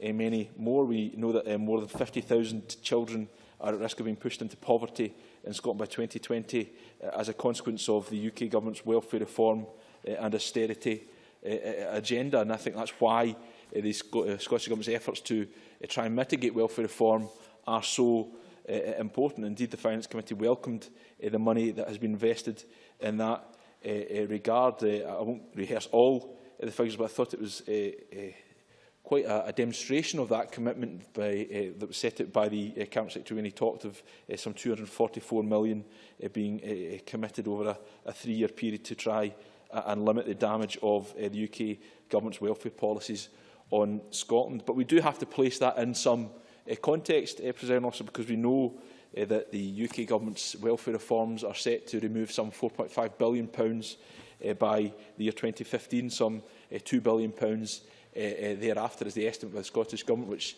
tallies with the findings of the Sheffield Hallam research that the Welfare Reform Committee, of which I sit on, commissioned. So we know that no devolved administration, we have to be clear on this, no devolved administration could undo or mitigate against that scale of reform. But I think we have to be clear that what is being done is making a difference. And I want to focus, and it's been touched on a little, the money that's been invested for discretionary housing payments. I very much welcome the £20 million that was invested this year and the £20 million that has been set aside in this budget we debate today for the next financial year. And indeed, it has been set out that local authorities can only top up their DHP fund by 150% of their allocation from the DWP. The legal maximum cannot be more than 2.5 times. And I think we are all agreed on that, apparently. But I think it's important to place on record, in the context of this debate, where that emanates from, where that comes from, because the legal maximum was set out by order made under Section 70 of the Child Support Pensions and Social Security Act 2000, introduced when Alistair Darling was Work and Pensions Secretary. So I think it's very interesting to hear from a litany of Labour members demanding more funding for combating the bedroom tax. I think it would be a lot more credible if they themselves hadn't imposed this legal maximum for DHPs in the first place, or indeed if they could even bring themselves to welcome the funding that has matched their imposed legal maximum. And indeed, far from welcoming it, they voted against this allocation of funding at the Economy, Energy and Tourism Committee in its budgetary consideration. In the limited time I have left to me, President Officer, I want to just conclude by focusing on two further areas that have been touched on. Further support Scotland's young people and their families in this budget. The 600 hours of free nursery education that's going to be extended to 2-year-olds from the hardest pressed families, benefiting 15,400 children, and the extension of free school meals to all P1 and P3 children. I should declare an interest in that. My young daughter would be one of those children. So that has been welcomed, I think, by many folk out with this chamber. We have a great briefing from Save the Children where they welcome it. We know the organisations that have welcomed it. I just wish it could be welcomed in the same degree across this chamber. I very much welcome it, and that's why I'll be voting for this budget this evening. Thank you. I call Marjoe Fraser to be followed by Mike Mackenzie. Thank you, Deputy Presiding Officer, we've heard a lot this afternoon about austerity. We've had reference again in this chamber to savage cuts, something that we hear regularly from SNP speakers in particular. I think it's worth just looking at the actual sums involved and the evidence of what's happened to the Scottish Government's budget. As Gavin Brown pointed out, in cash terms, this is the highest budget in history for the Scottish Government or the Scottish Executive, £35.3 billion in 2014-15. Now, people will say, and we've heard this from Mr Gibson and others, what about real terms? I've got the figures in real terms too, and in 2013-14 prices, in real terms, this year's budget is higher than last year, higher than the current year. And in fact, if we look at the 15 years since devolution, since 1999, there have only been 5 years in which the total has been higher. In 10 years since 1999, it has been lower. So in that historical perspective, this is a relatively high sum of money Mr Swinney has to deal with. And of course, we accept there has been austerity. Every country in the Western world is affected by a downturn in the public finances. The only exception to that, incidentally, was François Hollande's approach in France, which he has now accepted in his famous New Year's speech, that was not working. He's had to change direction, although, of course, he is somewhat focused on other issues at the moment. So let's look at the question of the evidence of these savage cuts we keep hearing about. Well, people in Scotland, and some of these policies we agree with and some we don't, but people in Scotland have open to them free personal care for the elderly, they have free prescriptions, they have free bus travel for the over 60s, and they have free university tuition. None of these available south of the border, but all still existing in Scotland. None of them have been affected by cuts, and people south of the border say, well, how is it Scotland can afford still to pay for these things, notwithstanding the impact of austerity? But of course, that's not the end of the story, because even since 2010, not only have all these benefits continued with, but Mr Swinney's been in a position to announce a whole new areas of spending.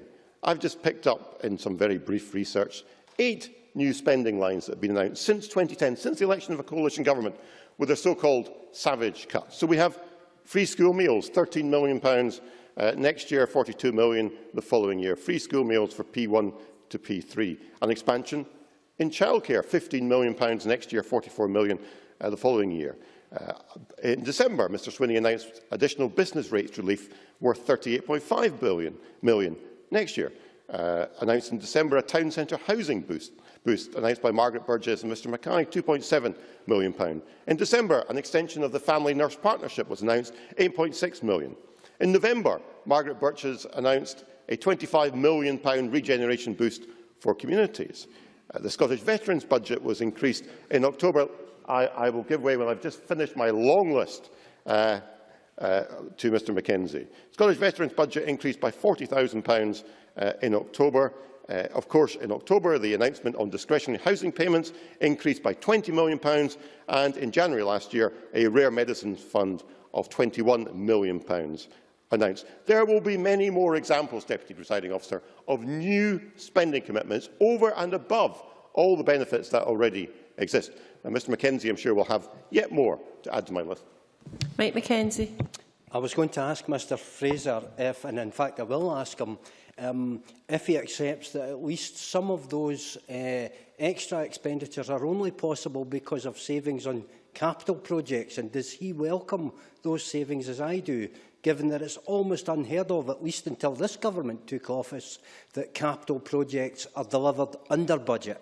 Murdo Fraser. Well, I think the evidence of this government is that many capital projects are not being delivered at all, and I think that is precisely the point that has been made by my colleague Gavin Brown and others all too often. But my point is very simple. There is no evidence of savage cuts. The Scottish Government is, relatively speaking, insulated from cuts in budgets elsewhere, and is still able to maintain very high levels of spending and announce all sorts of new spending commitments. Now, Mr Swinney, I accept, has got a difficult job trying to balance all the priorities and demands on him. He usually handles that pretty adeptly. I suspect that this budget before us is more about politics than anything else. He was trying to set a trap for the Labour Party, a trap which, so far, the Labour Party have been careful not to fall into in relation to the pledges on childcare and free school meals. Our criticism of this budget is that the priority is wrong. our priority would be putting the economic recovery first. Our concern is that Scotland and Scottish businesses will be losing their competitive edge, and our priority should be restoring it. We saw Mr Swinney just 2 weeks ago announcing a very welcome announcement that the retail levy would not be continuing when it comes to the end of its life. He announced that at the Scottish Retail Consortium event. People were very pleased to hear that. He seemed to me to have the impression of a slightly embarrassed father, not admitting that his wayward child was his responsibility. It seemed to be all somebody else's idea. I'm very pleased it's coming to an end. But of course, it was a mistake to introduce it in the first place. And it is now revealed this has nothing whatsoever to do with public health, which is the way it was dressed up when Mr Swinney introduced it. It was purely a revenue-raising measure, and it has now been accepted by those in the industry. This was costing jobs and investment. He's taken the very welcome position to get rid of it. A pity he couldn't bring that in this budget as opposed to waiting until next year. Now, we've had some very good economic news for the UK. Unemployment figures better than expected. As Willie Rennie said, the IMF forecasts for UK growth for 2014 have been raised upwards from 1.9% to 2.4%. Mr Swinney is very good to claim credit when the Scottish economy does well, but some forecasters are saying that in future Scottish economic performance will not be as good as the UK as a whole, and we will fall behind. In that context, we think this budget is a missed opportunity, and we think Mr Swinney should be prioritising economic recovery. Thank you very much. I now call Mike Mackenzie to be followed by Jackie Bailey. Thank you, Presiding Officer. In any other country in the world coming out of recession as we are, a Finance Minister would begin to have more latitude as taxation receipts begin to increase. Not so in Scotland, where we face continuing cuts. Not so in Scotland, where we face real terms cuts, and not so in Scotland, where we potentially face cuts well into the future, with George Osborne recently announcing plans for Austerity Plus. And there is, of course, a neat solution to this problem, for this is a future that we don't need to share. And Mr Swinney, as ever, has put together a carefully balanced budget. The necessity of that, a balanced budget, being a fact that the Labour Party in particular seem to often forget. And they've got, over the last few months, we've heard a very long wish list of increased spending that they would like to see. But as usual, they will not tell us what they would cut in order to fund this expensive list, except, of course, the vague and lingering threat of Joanne Lamont's Cuts Commission, where everything is apparently still on the table. And if even the Labour Party's long-held commitment to universal services has been cut, then surely nothing is sacrosanct. Presiding Officer, I am pleased to say that once again this budget is grounded in the bedrock of economic sense, with a careful moderation towards capital expenditure, for the very good reason that capital expenditure delivers a better multiplier. It is important to realise also that budgets are not an end in themselves. It is the effect of the budget on the wider economy that really counts. And this, again, is a point which Labour often miss. And since this SNP government came to power in 2007, thanks to successive and economically competent budgets like this one, Scotland's economy has begun to outperform the rest of the UK, as today's employment figures demonstrate. Presiding Officer, the fact that Scotland's unemployment rate is now down to 6.4%, well below the UK average, demonstrates not only the economic competence of this government, but underscores the fact that this has been achieved despite George Osborne's austerity agenda, and certainly not because of it.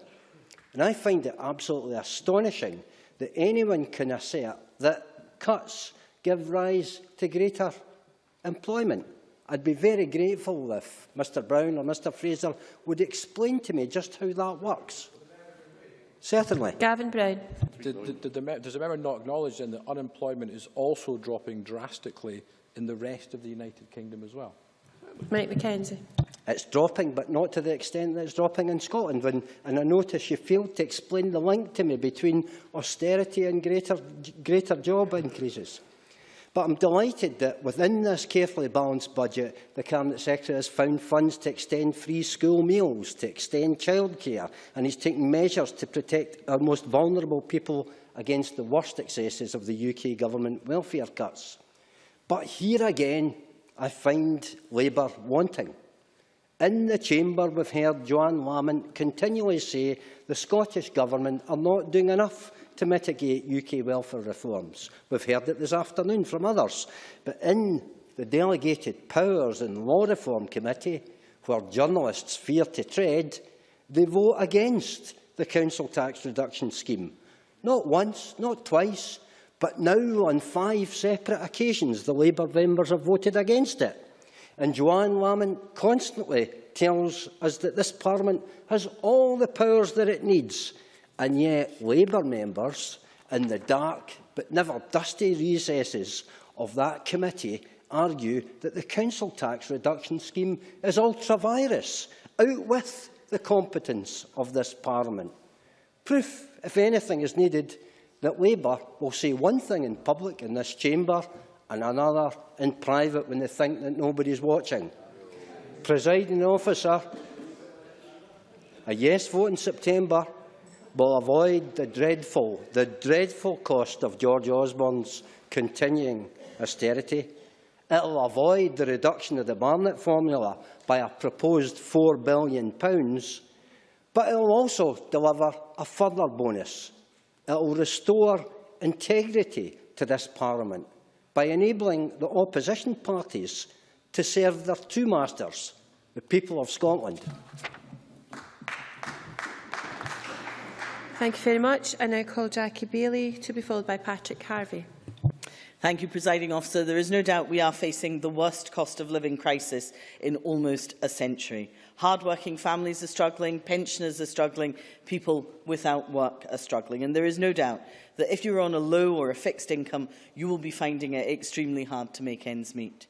Across Scotland, people are now facing electricity and gas bills landing on their doorstep following inflation-busting increases by the energy companies. And we know that it's not just energy costs that are going up. The cost of food has gone up, the cost of housing has gone up. Indeed, across a basket of essential goods and services, costs have gone up by more than 25% over the last 5 years. That's the estimate from the Joseph Rowntree Foundation and their work on minimum income standards. And at the same time, we know that incomes have at best stagnated or in many cases at worst fallen in real terms. And since 2010, wages in Scotland in particular have fallen in real terms by over £27 per week, which estimates at £1,420 a year. Now, I think we would all agree that that's a lot of money for somebody who is low paid. It is therefore little wonder that people are being forced to make choices between heating and eating. Rent arrears are spiking. The number of people using food banks has increased by a staggering 150%. The numbers in fuel poverty are likely to be nearer 900,000 households.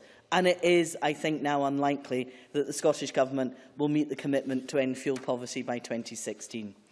And, Presiding Officer, it is exactly at times like these that people expect help from the Government, whether that's the Scottish Government or indeed the UK Government. And in the context of this budget debate, I do genuinely think that the Scottish Government is not focusing its budget on the scale required to make a substantial difference to the lived experience of hardship that people have now. Now, I know that John Swinney faces many different and many difficult policy choices, but we surely agree that tackling poverty and alleviating the cost of living crisis must be an increased priority. It isn't perhaps surprising, given the context, that fuel poverty has not improved, child poverty figures have not improved, and suggestions are that they are beginning to go the wrong way. It paints a very different picture to that outlined by the Conservatives speaking this afternoon. And I very much welcome the refresh of the child poverty strategy. But let me echo a point made in the briefing from Save the Children that was mentioned earlier. How will the budget support the aims of that vital strategy? I recognise these are big challenges, but on tackling poverty, we surely have a shared ambition to find solutions that will help people now. And on that basis, I want to turn to the bedroom tax. Let me start by, of course, welcoming Labour's commitment to the abolition of the bedroom tax when we win the general election in 2015. And in the spirit of consensus, let me also welcome the SNP's stated commitment to abolish the bedroom tax if they secure independence. In both cases, both cases, people who are suffering hardship as a result of this unfair and unjust tax will simply have to wait 2 years or more before they get any relief. Meanwhile, arrears will mount and the fear and pressure on individuals and their families remains. It really doesn't have to be this way. The Scottish Government can and should do something now. They do have the power to do so. They do just need the political will. I was genuinely disappointed to hear the previous SNP excuse. No, you've all quoted from the section of the Scotland Act, I think 3 if not 4 times. Let me deal with that. But let me just genuinely say how disappointed I was to hear the SNP excuse for the lack of action by saying they didn't want to let Westminster off the hook. You know, neither do I. But by implication, they were signalling that they were content to leave some of the poorest people on the hook. But we can and should do better than that. And it is, and I believe this is shared across the Chamber, it is for times like these that the Scottish Parliament was created. The debate has now shifted to whether you have the power. And let me be clear, whilst the Scottish Government does not have the power to make social security payments to individuals, it does have the power to make funding available to councils and housing associations on areas of devolved policy. Housing and homelessness are entirely devolved. Michael McMahon's comments absolutely highlight this. So what about a prevention of homelessness fund or a housing sustainability fund? Surely you would agree that these would be useful vehicles to deliver protection for tenants from the bedroom tax, and or indeed using local government's general power of well-being. Let me continue, because the sum required would be £50 million, according to estimates from Shelter. And I think I've been told I'm in my final minute. And I think the Cabinet Secretary would genuinely acknowledge that that's a tiny drop in the ocean of his overall budget. And let me welcome the £20 million already provided by him for discretionary housing payments. But it's not enough. That point was echoed by SFHA today. I have brought forward a Members' Bill to protect tenants from eviction due to the arrears of the bedroom tax. I am genuinely grateful to members from across the Chamber for their support, which means the bill can move to the next stage. It is now up to the Scottish Government as to whether I can proceed. They have until the 14th of February, Valentine's Day, to give me their answer. But let's not wait, because we can do this. Tenants should not have to wait for the votes to be counted in the referendum or the next general election. We can do this now, and I look forward to meeting with John Swinney in the next week or so, because I know that if we work together, we can make this happen. We can axe the bedroom tax. Thank you very much. Before I call Patrick Harvey, can I remind all members to direct their remarks through the Chair? Thank you. Patrick Harvey. Thank you, Deputy Presiding Officer. Governments and more frequently government backbenchers sometimes like to suggest that a vote on a budget is either an endorsement of every single detail or an absolute rejection of everything that's included in a budget. And we've heard some of that argument today. The reality, of course, is that most budgets, looked at impartially, most people will be able to find measures they can welcome, measures that they feel they need to challenge, and all opposition parties, including the SNP when they enjoyed that somewhat limited privilege of being in opposition in this chamber, would look at budgets and decide where they need to challenge government, to oppose government, where they need to encourage government to go a bit further, and where, in fact, they need to offer their own constructive suggestions. And it's only once we see how government responds to all of that debate that opposition parties make a decision about whether a budget is, on balance, worth supporting or needs to be opposed.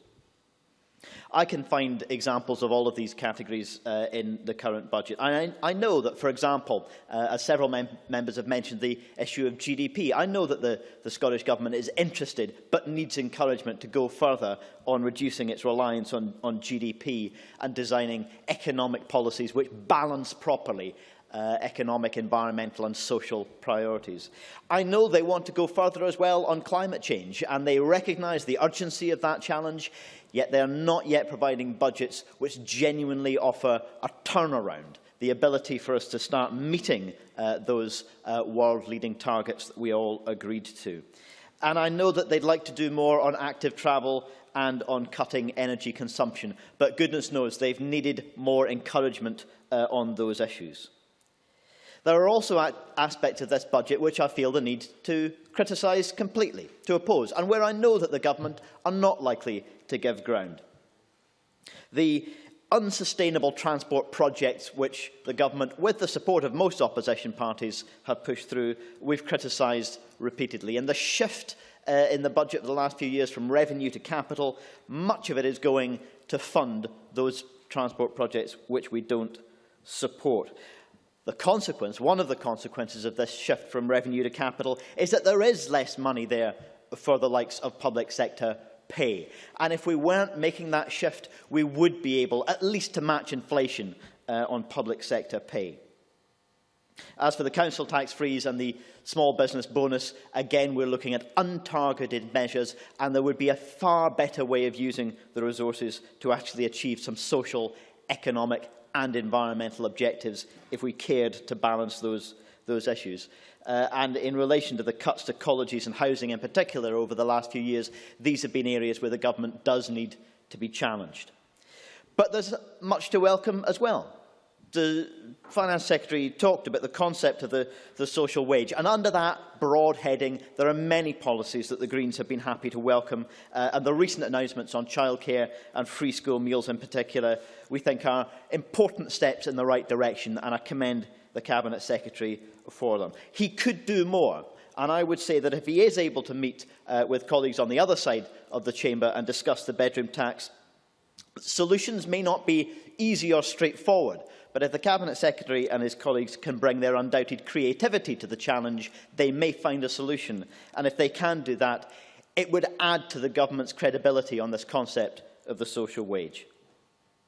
In terms of areas to propose constructive new ideas, I think in line with the comments that I made in the Finance Committee's debate before the recess, the Change Fund idea that the government has put forward, these thematic funds, is a constructive approach. And we think this could go further in the area of public health and active lifestyles. We've put to the Cabinet Secretary a proposal for a healthy challenge fund, modelled on the climate challenge fund, which he agreed to in a previous budget negotiation some years ago, but which he's continued year after year after he could have got rid of it. Once he no longer really needed Green votes in budget debates, he's continued that policy because he's recognised that empowering communities to put their own solutions in place can often be far more powerful, far more creative than top-down solutions. We believe that on issues like healthy and active lifestyles, active travel, and active, healthy approach to food, including local growing schemes, there's a great deal that we could achieve that would have social, economic and environmental benefits. And we believe that by empowering local communities to put their own solutions in place through a healthy challenge fund, the Scottish Government could achieve a great deal more than its existing activity under these headings does. I do encourage the Cabinet Secretary to give serious consideration to these ideas and to others that come from across the chamber that we've heard in the debate today. And if he does that, I believe he'll be able to see the broadest support for a budget which will be a better budget at the end of it if he's willing to make concessions in many of these areas. Thank you, Deputy Presiding Officer. And thank you. And we now move to the closing speeches, and I call on Gavin Brown to close on behalf of the Conservatives. 6 minutes or thereby, please. Thank you, Deputy Presiding Officer. Certainly from this side of the chamber, we feel it's been a very interesting debate. And our view is that the Scottish Government needs to do absolutely everything within its power to focus on the economy, to help growth and to ensure that that growth is sustained over the next few years, not just for 2014, to increase employment more, to decrease unemployment more, and to use every lever, and I emphasise the phrase every lever, at its disposal in order to do so. Some of the issues we feel strongly about are business rates. We welcomed, I think, earlier the fact that business rates will go up by 2% instead of the expected 3.2%, but we do feel it has to be acknowledged that that was driven by the Chancellor's decision in the autumn statement. We encourage the Scottish Government strongly to look at the retail rebate that is happening south of the border. This again was announced in the autumn statement, retailers have had a particularly tough time. And I think given the fact that the retail levy came to Scotland, a retail rebate is something that would be welcomed right across the board. Now, there are direct Barnett consequentials flowing from the UK Government's decision to have a retail rebate. There will be £29 million worth of consequentials in 14-15 and £39 million worth of consequentials in 15-16, flowing directly from that measure. This government wants to have the most competitive business rates across the country. It's important that they don't take measures which helps that to recede, and that they also keep pace with some of the positive measures happening elsewhere. That's why the retail rebate is important. That's why we think it's critical that the Scottish Government comes forward with a rebate of that sort to help retailers right across Scotland. In terms of the business rates incentivisation scheme, Deputy Presiding Officer, in last week's debate, we expressed our grave disappointment with how that scheme has operated so far. It was announced by the Cabinet Secretary in 2011, saying that this would attract new economic growth and it would help grow business rates income in councils across the country. It was the flagship centrepiece of the SNP's campaign in the local government elections in 2012. It was heralded as a great way forward, where councils would get 50% of anything collected above the targets that they were given. For year one, the targets were changed at late notice. Most councils were expecting to get something. It now looks as if many councils will get nothing and some will get little. But in year two, the current financial year of 13-14, unless the position has changed in the last week, they still don't have targets. The financial year will end in a couple of months, but the councils still haven't been given targets for collecting business rates. If that is the case, how on earth can they call this an incentivisation scheme? The Scottish Government's own external expert advisory group reported last summer. They felt this scheme was a key action point, and they put forward the view, which I think is an excellent idea, that it should be 100% of anything collected over the target that should go back to councils. That was a Scottish Conservative policy at the last election. We think it's a radical idea and one that needs to be put forward. Yeah, happy to give way to the Minister. The member will be delighted to learn that I've discussed this with the chair of the External Advisory Group, who understands the reasons not to proceed with Breast Plus because of the circumstances around breasts, which delays down to local government auditing their own figures. Will the member not, for about the fifth time, accept that that is the case? The delay in progressing is entirely down to local government's position on this, not down to Scottish Government. Brown. I think that's weak, Deputy Presiding Officer. If you can't blame the UK Government, blame local government. Blame anybody except the Scottish Government for the failures. Deputy Presiding Officer, it wasn't COSLA who were going across the country in April 2012 talking about the business rates incentivisation scheme. It wasn't COSLA's policy. It was this government's policy.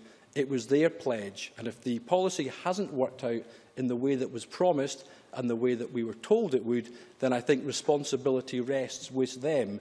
And I think it's regrettable that they're trying to pass the buck and blame COSLA for a failing of their own making. Deputy Presiding Officer, my colleague Murdo Fraser talked about the retail levy. Why not abolish it now? The Scottish Government, I think, has now conceded on the principle that it wasn't something that specifically helped public health in any way, shape or form. And I have to say, I was also at the event 2 weeks ago, the Scottish Retail Consortium, and the Cabinet Secretary seemed to take great pride in saying that this unpopular measure was going to be abolished. It was almost as if it wasn't his idea in the first place. It was someone else's fault that it had come forward, and he was actually coming to the rescue to get rid of it. This was an ill-thought-out tax to begin with. It was a revenue-grabbing measure, and it's one that we should see the back of now, as opposed to having to wait until the middle of 2015. Let's see the Scottish Government taking more action in relation to empty property taxes, where they took away the advantage that we used to have over the rest of the UK. And what about listening to the concerns of business in relation to the land and buildings transaction tax? They've said loud and clear that they need to know what the rates are likely to be and what the thresholds are likely to be. Stop delaying on that measure and start listening to business where the evidence, I think, was particularly clear. Deputy Presiding Officer, we don't believe from what we've seen that this government have put the economy front and centre of this budget. It's imperative that they do so. Thank you. Thank you. I now call on Jenny Mara, on behalf of the Labour Party. 8 minutes, please. Thank you, Presiding Officer. Our budget should reflect the priorities we have for our nation and match up with the priorities we have for our nation. In March last year, the largest survey of poverty ever conducted revealed that levels of deprivation in Scotland were at their worst for 30 years. The Glasgow University-based Poverty and Social Exclusion report told us that 1 in 20 Scots cannot afford a balanced diet, 1 in 14 cannot afford basic items of clothing such as jackets or shoes, and that 1 in 3 Scots suffer from financial insecurity. Since the SNP came to power in 2007, £1 billion has disappeared from poverty projects in this country. The Fairer Scotland Fund has gone. Projects in our most socially excluded communities have gone. Draft budgets this week at local authorities see voluntary organisations bearing the brunt of cuts. Cuts in Dundee to Women's Aid, Bernardo's, countless organisations that do work with people in our communities who are struggling. And today's budget, Presiding Officer, has no clear link to poverty reduction at all. With anti-poverty budgets slashed since the SNP have been in power, that priority has all but vanished. And as the use of food banks in Scotland continues to soar, we have no discernible plan for those who need and use them. And what of Scotland's climate change targets? Heralded as the most ambitious in the world by the First Minister back in 2009, yet missed again last year. And the policies the government has put in place to tackle climate change have been openly criticised by Scotland's 2 largest local authorities because there is no clear funding line to pay for them. Targets without funding and action become merely empty rhetoric. And that is why I'm pleased to hear today in this debate and during the Finance Committee debate before Christmas, consensus that the government's budget must be linked to its own priorities, the National Performance Framework. Michael McMahon made the case for this very well today, and I hope that in his next budget, the Cabinet Secretary will take this on board. I think it is brave and bold governments that look to start reassessing priorities, being strategic with their money, focused on economic growth and creating a new and better Scotland now. But Labour's key ask in this budget is familiar to the Cabinet Secretary. We have discussed it both publicly and privately, that we want to see £50 million to mitigate the bedroom tax. Now, the SNP's answer to this, as we have heard many times across this chamber over the last couple of years and today, is to get rid of Westminster.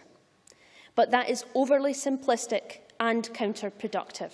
While remaining within the economic strength of the United Kingdom, it is the duty of this Parliament to enhance or mitigate policies and factors affecting people's lives in Scotland.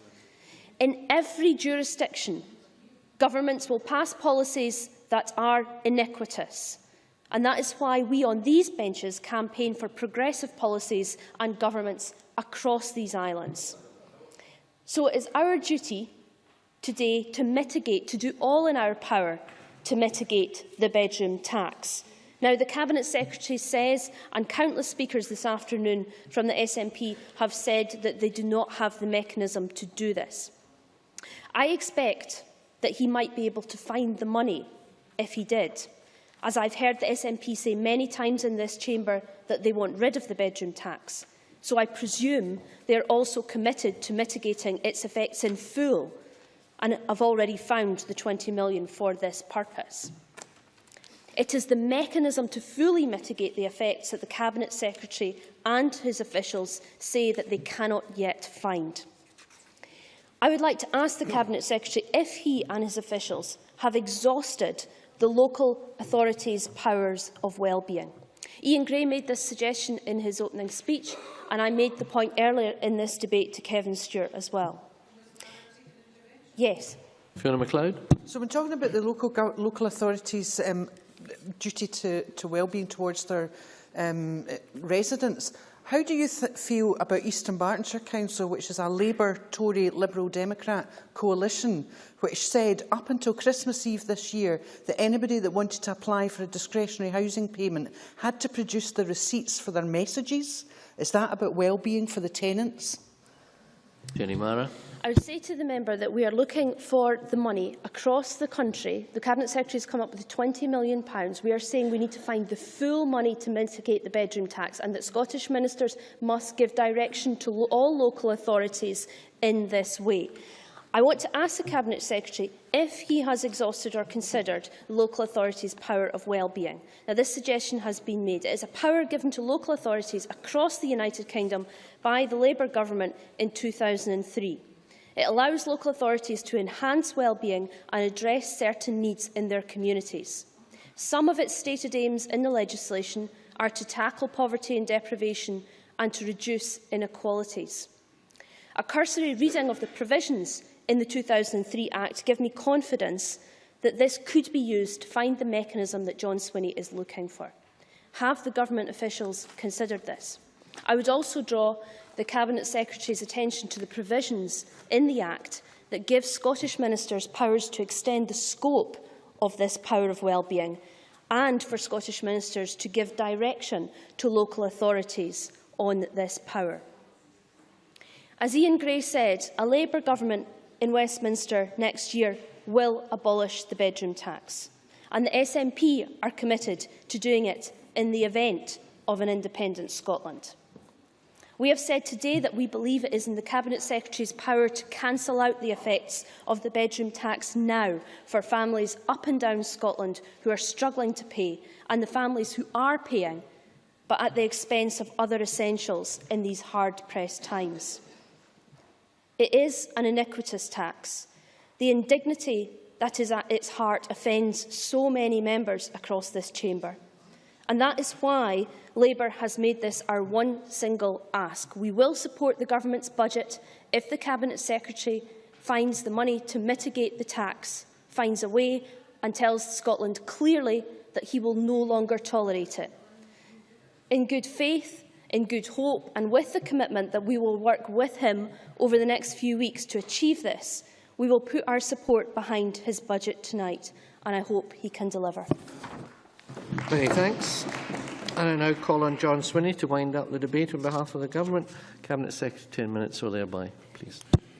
Presiding Officer, I thank members for their contribution to the debate this afternoon, which I think has informed Parliament about the respective positions that different members are taking in relation to the contents of the budget and how the budget can proceed to its further consideration within Parliament at stages 2 and 3.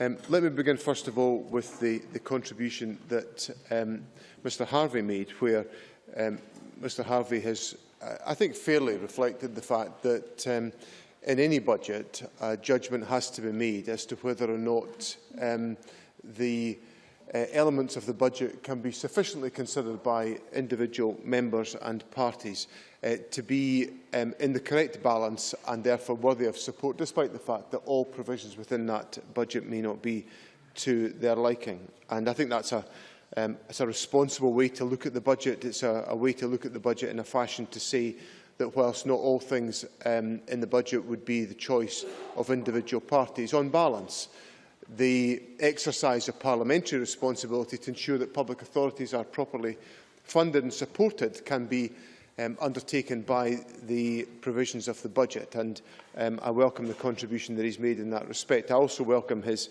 suggestion about the Healthy Challenge Fund, which the Government is, of course, exploring. He's raised that with me in our private discussions, and we will consider the issues in connection with that during the consideration of the budget issues.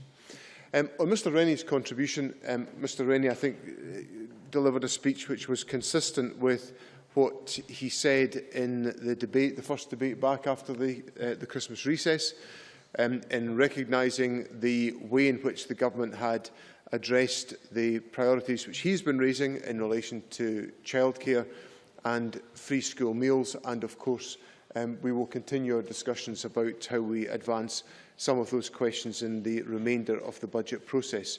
But I would just highlight to Mr Rennie a point that I think Mr Adam made in the debate, that in the provision of childcare services within Scotland in August 2015, Scotland will be delivering about 6.5% more childcare per child than will be implemented south of the border. And I think that's a combination of the progress that's been made by the Scottish Government since we came to office and the recent announcements that we have made, which I think have enhanced the situation as a consequence of those announcements to Parliament. The Conservatives, I think, have got themselves into bluntly a foolish position on the budget, and I can't find any other way to describe it, having been amongst, I think, to be fair to the Conservatives, amongst the most considered about the budget issues over the years since this government came to office. I think the Conservatives have got themselves into a frankly foolish position. Mr Fraser rhymed off a whole range of measures which the government has brought in since 2010. The Rare Medicine Fund, free school meals, childcare, business rate parity with the headline rate south of the border, family nurse partnerships, the Veterans Fund, discretionary housing payments. And Mr Fraser and his colleagues propose to vote against all of that and everything else, all of it. Vote against the business rates propositions of the government, vote against the modern apprenticeships, vote against the college budgets. And you see, Mr Brown and Mr Fraser guffaw. But on the, no, well, let me finish this point. I'll come to Mr Brown in a moment. Let me finish this point. Mr Fraser and Mr Brown guffaw. But when the Labour Party voted against our budget in 2009, and the vote was tied, and the Parliament couldn't agree a budget, the first people to hound the Labour Party for not being prepared to support the public finances and the public services were Mr Brown and his colleagues on the Conservative Party, Conservative benches. So perhaps on that basis, Mr Brown might lead to a bit of revisionist thinking within the Conservative Party about the budget provisions. Gavin Brown. Deputy, does he seriously think, though, that if a party votes against the budget, it means they're against every single measure in that budget? Because he said he respected Patrick Harvey's speech where Patrick Harvey made that exact point. Is he now disagreeing with Mr Harvey on that point? But the point I'm making, and the point I was making to Mr Harvey, was about parliamentary responsibility.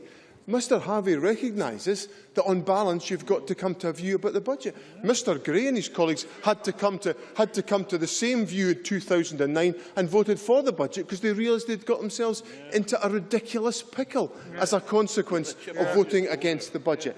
Now, Mr Brown's central argument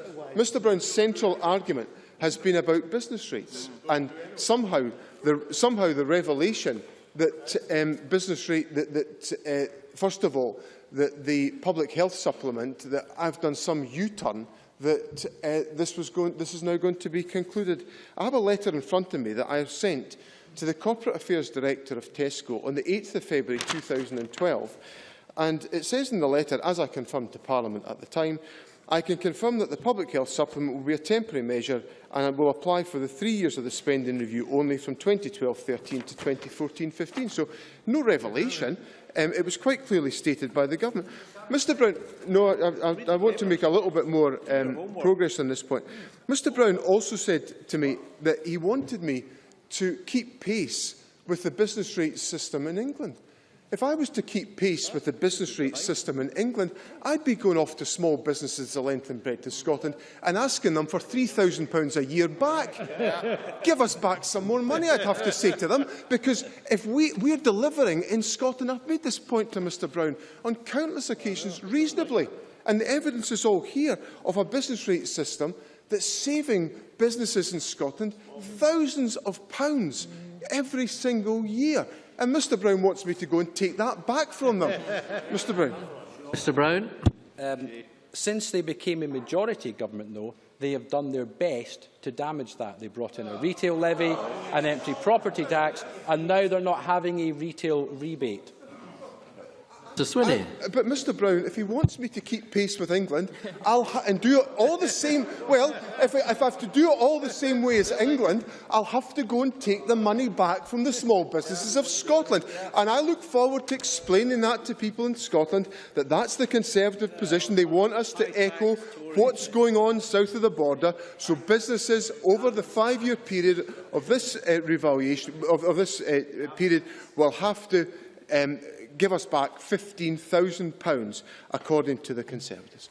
Now, the final area I want to cover is in relation to the bedroom tax point. And I welcome what's been said today. Well, before I go on to the bedroom tax, I'll just make the point that Malcolm Chisholm was becoming sufficiently indignant in the debate about the Labour Party's commitment to free school meals. His argument was somewhat undermined by the fact that Mr Gray confirmed to me that the Labour Party would not spend money on free school meals in the current budgetary provisions that the government. If there is a choice, Mr Gray was very clear, the choice would be to spend the money on childcare. So I think Mr Chisholm, of course, yes. Ian Gray. Chisholm was making a perfectly valid point in response to fatuous points that were made about the motion we voted against 2 weeks ago, which was a motion supporting the equally fatuous argument that childcare can only be improved with independence. We don't support that. Mr Swinney. I think Mr Chisholm was just getting indignant about the fact that we rumbled the fact that the Labour Party had voted against free school meals and the choice had been exercised a different way. Now, on the issue of the I better give way to Mr Chisholm. Is he therefore saying, by his logic, that the Liberal Democrats, the instigators of the policy, were also voting against free school meals because they voted against the same motion? I'm simply making the point to Mr Chisholm that his point was contradicted by his front bench, who said quite clearly the choice was there. They would have childcare over free school meals, and that's what they voted for. Now, I want to just dwell finally on the issue around the bedroom tax, because this is an important point in the debate, and I don't have much time to do so, President Officer. But if very much, I'll give you another couple of minutes. I'm grateful to you, President Officer. I want to put some information on the record, and I welcome the fact that we've had our private discussions with the Labour Party, and I've followed those up from the finance team with a discussion with Jackie Bailey to explore all of the issues in connection with the mitigation of the bedroom tax, because as I indicated to Mr Gray earlier on, I view the bedroom tax to be iniquitous and I want to mitigate its effects. But this debate comes down to, crucially, having the mechanism that enables us to make payments to individuals to deal with the arrears that have arisen as a consequence of the bedroom tax. That is the point. Now, Jackie Bailey said in the Chamber, I think Jackie Bailey rather helpfully made this point, and if I've written this down incorrectly, I will of course revise this when I see the official report tomorrow. But Jackie Bailey said the Scottish Government doesn't have the power to make payments to individuals as benefits. And I agree with that. That is, I think, a pretty fair statement of the law, because Section F1 of Schedule 5 of the Scotland Act reserves housing costs to the United Kingdom Government. What the United Kingdom Government also does is ensure, let me finish the explanation, please. The United Kingdom Government enables local authorities to make discretionary housing payments to individuals where individuals are affected by that. But, and this is the crucial point, the guidance from the Department of Work and Pensions to local authorities states this: if you award above this limit, and we know what the limit is, you are breaking the law. The legislation which specifies the overall limit on expenditure is Article 7 of the Discretionary Housing Payment Grants Order 2001. So crucially, and Jenny Mara's just raised the point with me about general powers of well-being of local government. Of course local government have general powers of well-being, but the crucial test is, can we get the money to the individuals to remove the arrears that they face? And what that guidance from the DWP states, consistent with the Discretionary Housing Payment Grants Order, is that there is a limit on that, and a limit around how that is taken forward. I'm afraid Mr Swinney will really have to draw to a close. Having said all of that, I want to also say that I want to continue the discussions with the Labour Party about the pursuit of the practical option. Because Mr McMahon, I don't know what he was muttering there, but what he said in his speech in the Chamber was that there was approaches been taken by local government to try to ensure that supplementary resources were available. It is crucial from the government's point of view that there is a mechanism that can ensure these resources get to the individuals to remove their arrears, and that we exercise that responsibility consistent with the legal framework available to us. So yes, we'll have further discussions about these points, but what's crucial is that we find a way of tackling the hardship experienced by individuals in a fair and effective way that meets their needs and helps us to deal with the inequity that is a product of the bedroom tax in this country. Many thanks. And that concludes the debate on Stage 1 of the Budget Scotland No. 3 Bill. And it's now time to move on to the next item of business, which is a debate on motion number 8797 in the name of Shona Robeson on the Antisocial Crime and Policing Bill UK legislation. I'd invite members who wish to take part in this debate to press the request to speak buttons now. And Ms Robeson, if you are ready, and when you are ready, if you would like to speak to and move the motion, you have 8 minutes starting now. Thank you, Deputy Presiding Officer. I'm very pleased to open this debate today. Forced marriage is thankfully not an issue that affects the majority of people in Scotland. However, it is a blight on those communities where it happens and can have a devastating effect on the lives of victims. I'm sure that, whatever our views on this matter, we can all agree that everyone in Scotland who is eligible to marry or enter into a civil partnership has a right to do so freely and without coercion. Forcing someone to marry against their will is an abuse of their human rights. It disenfranchises victims by removing from them the opportunities which should rightly be available to all. The Forced Marriage Protection and Jurisdiction etc. Scotland Act 2011 introduced forced marriage protection orders and criminalised the breach of these orders. The Act is working well and 7 FMPOs have been granted. As members know, we are now seeking to go further in the protections available for victims by creating a new criminal offence of forced marriage through the legislative consent motion on the Antisocial Behaviour, Crime and Policing Bill currently going through Westminster.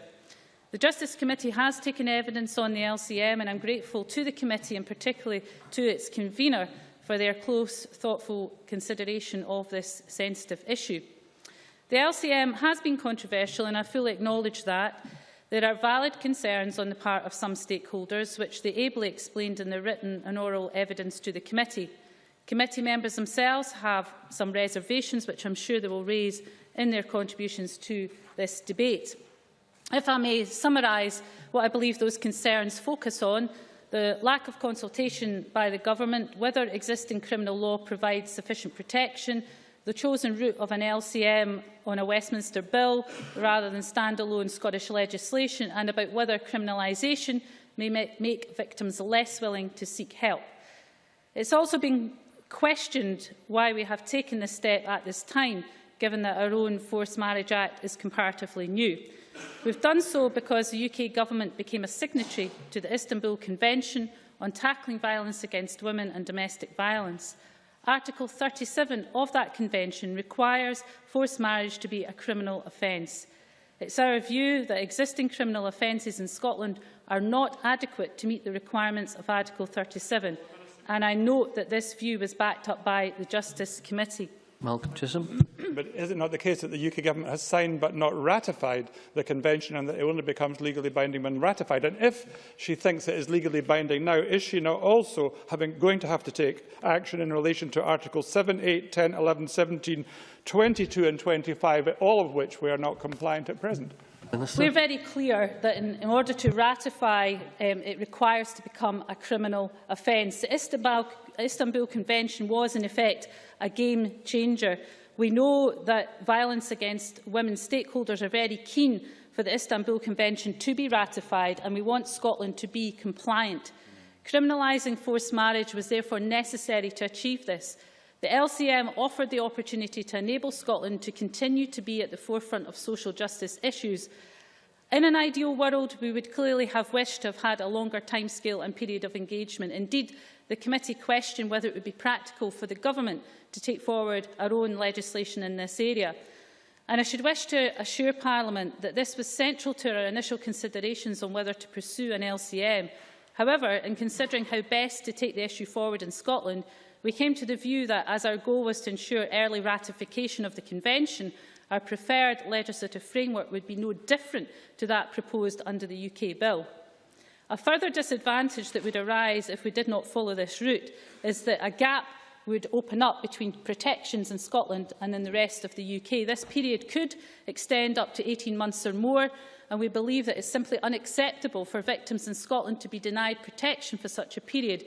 We would quite rightly attract serious criticism for allowing that to happen. Turning now to the view that criminalisation will prohibit victims from coming forward. And the same argument was actually put forward when we criminalised breach of an FMPO in the 2011 Act. However, at this point in time, we do not have any evidence that this would happen. It could equally be argued that the knowledge that perpetrators would face a significant sanction could actually be empowering to victims and encourage them to seek help by sending out a very clear public message and act as a deterrent to those who may consider assisting a forced marriage to take place. This is certainly a view that some stakeholders hold. In their written submission on the 29th of November last year to the Justice Committee, NHS Lanarkshire Ending Violence and Abuse Services stated the symbolism of, the symbolism of having such behaviour criminalised could act as an inspiration to women and children living with or in the fear of forced marriage, as well as a deterrent to potential perpetrators.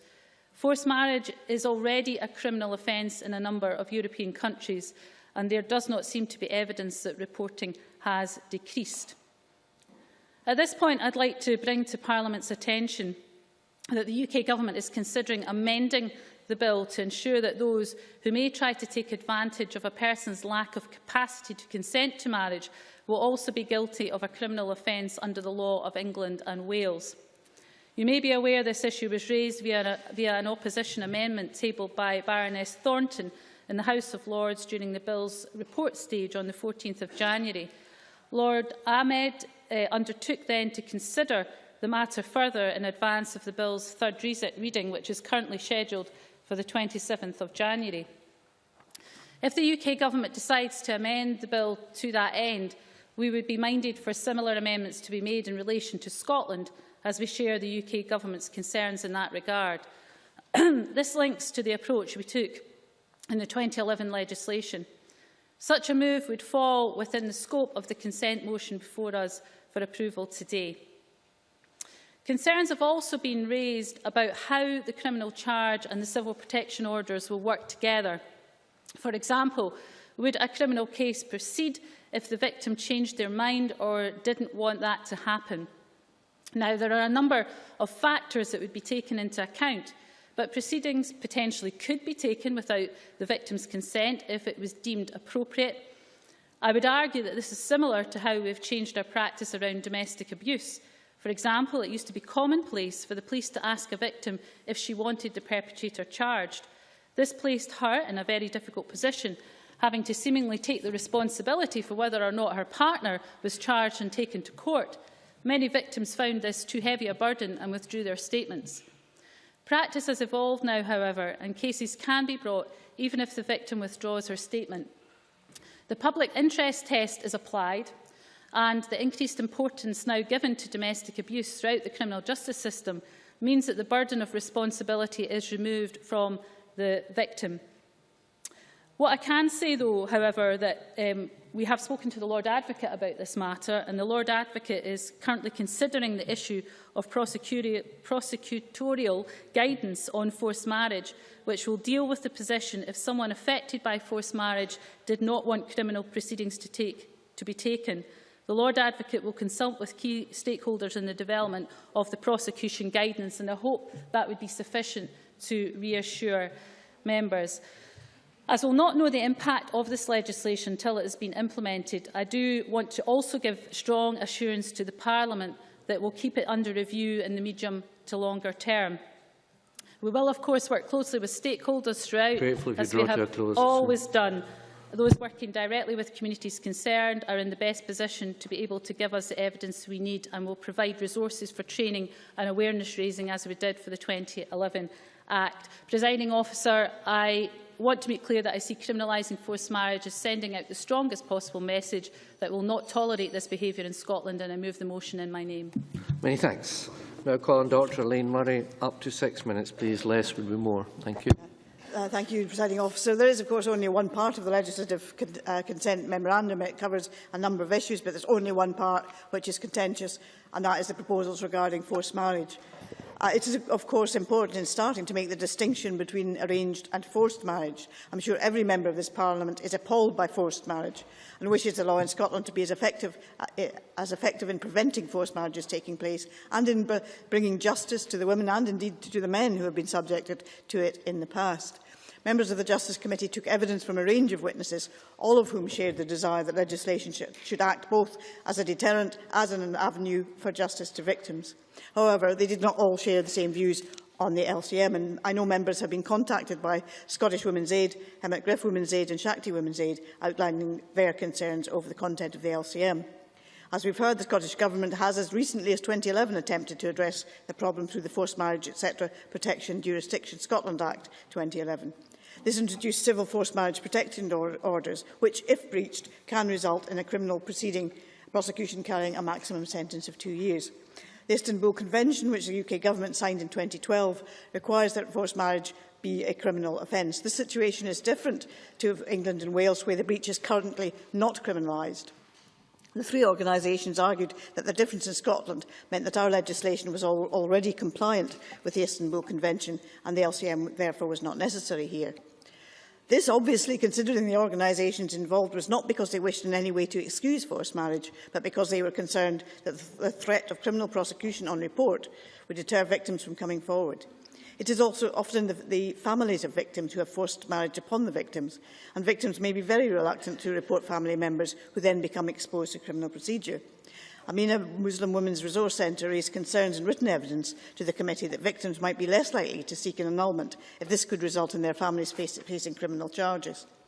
Scottish organisations also felt that they had not had the opportunity to contribute to consultation on the issue, other than to the committee, unlike sister organisations in England and Wales who had taken part in the UK consultation. Interestingly, the majority of those organisations actually did agree with the proposals in the LCM. As the key argument initially was whether Scotland was already compliant with the Istanbul Convention, a legal opinion was sought by the committee. And I'm assuming here that committees are not bound by this ministerial convention on legal advice, so I can disclose that the opinion received was that the current Scottish legislation is not compliant. The Law Society of Scotland, despite many reservations about the LCM, also agreed that the Scottish Government is now obliged to take steps to ensure compliance. Therefore, we do require a change in our legislation too. Which leaves us with two options. One is assigning to the LCM, the other being passing our own legislation. The committee has asked the Minister to consider whether it would be practicable for the Government to introduce its own legislation. And, of course, as we've heard, if we do the latter, it will take longer. And will there be a problem if we are not compliant with the timescale with the rest of the United Kingdom? And I believe, and I don't quite remember where I got this information from, but the idea was that the compliance would be or the ratification would be in 2015. I'm not quite sure where that information came from now.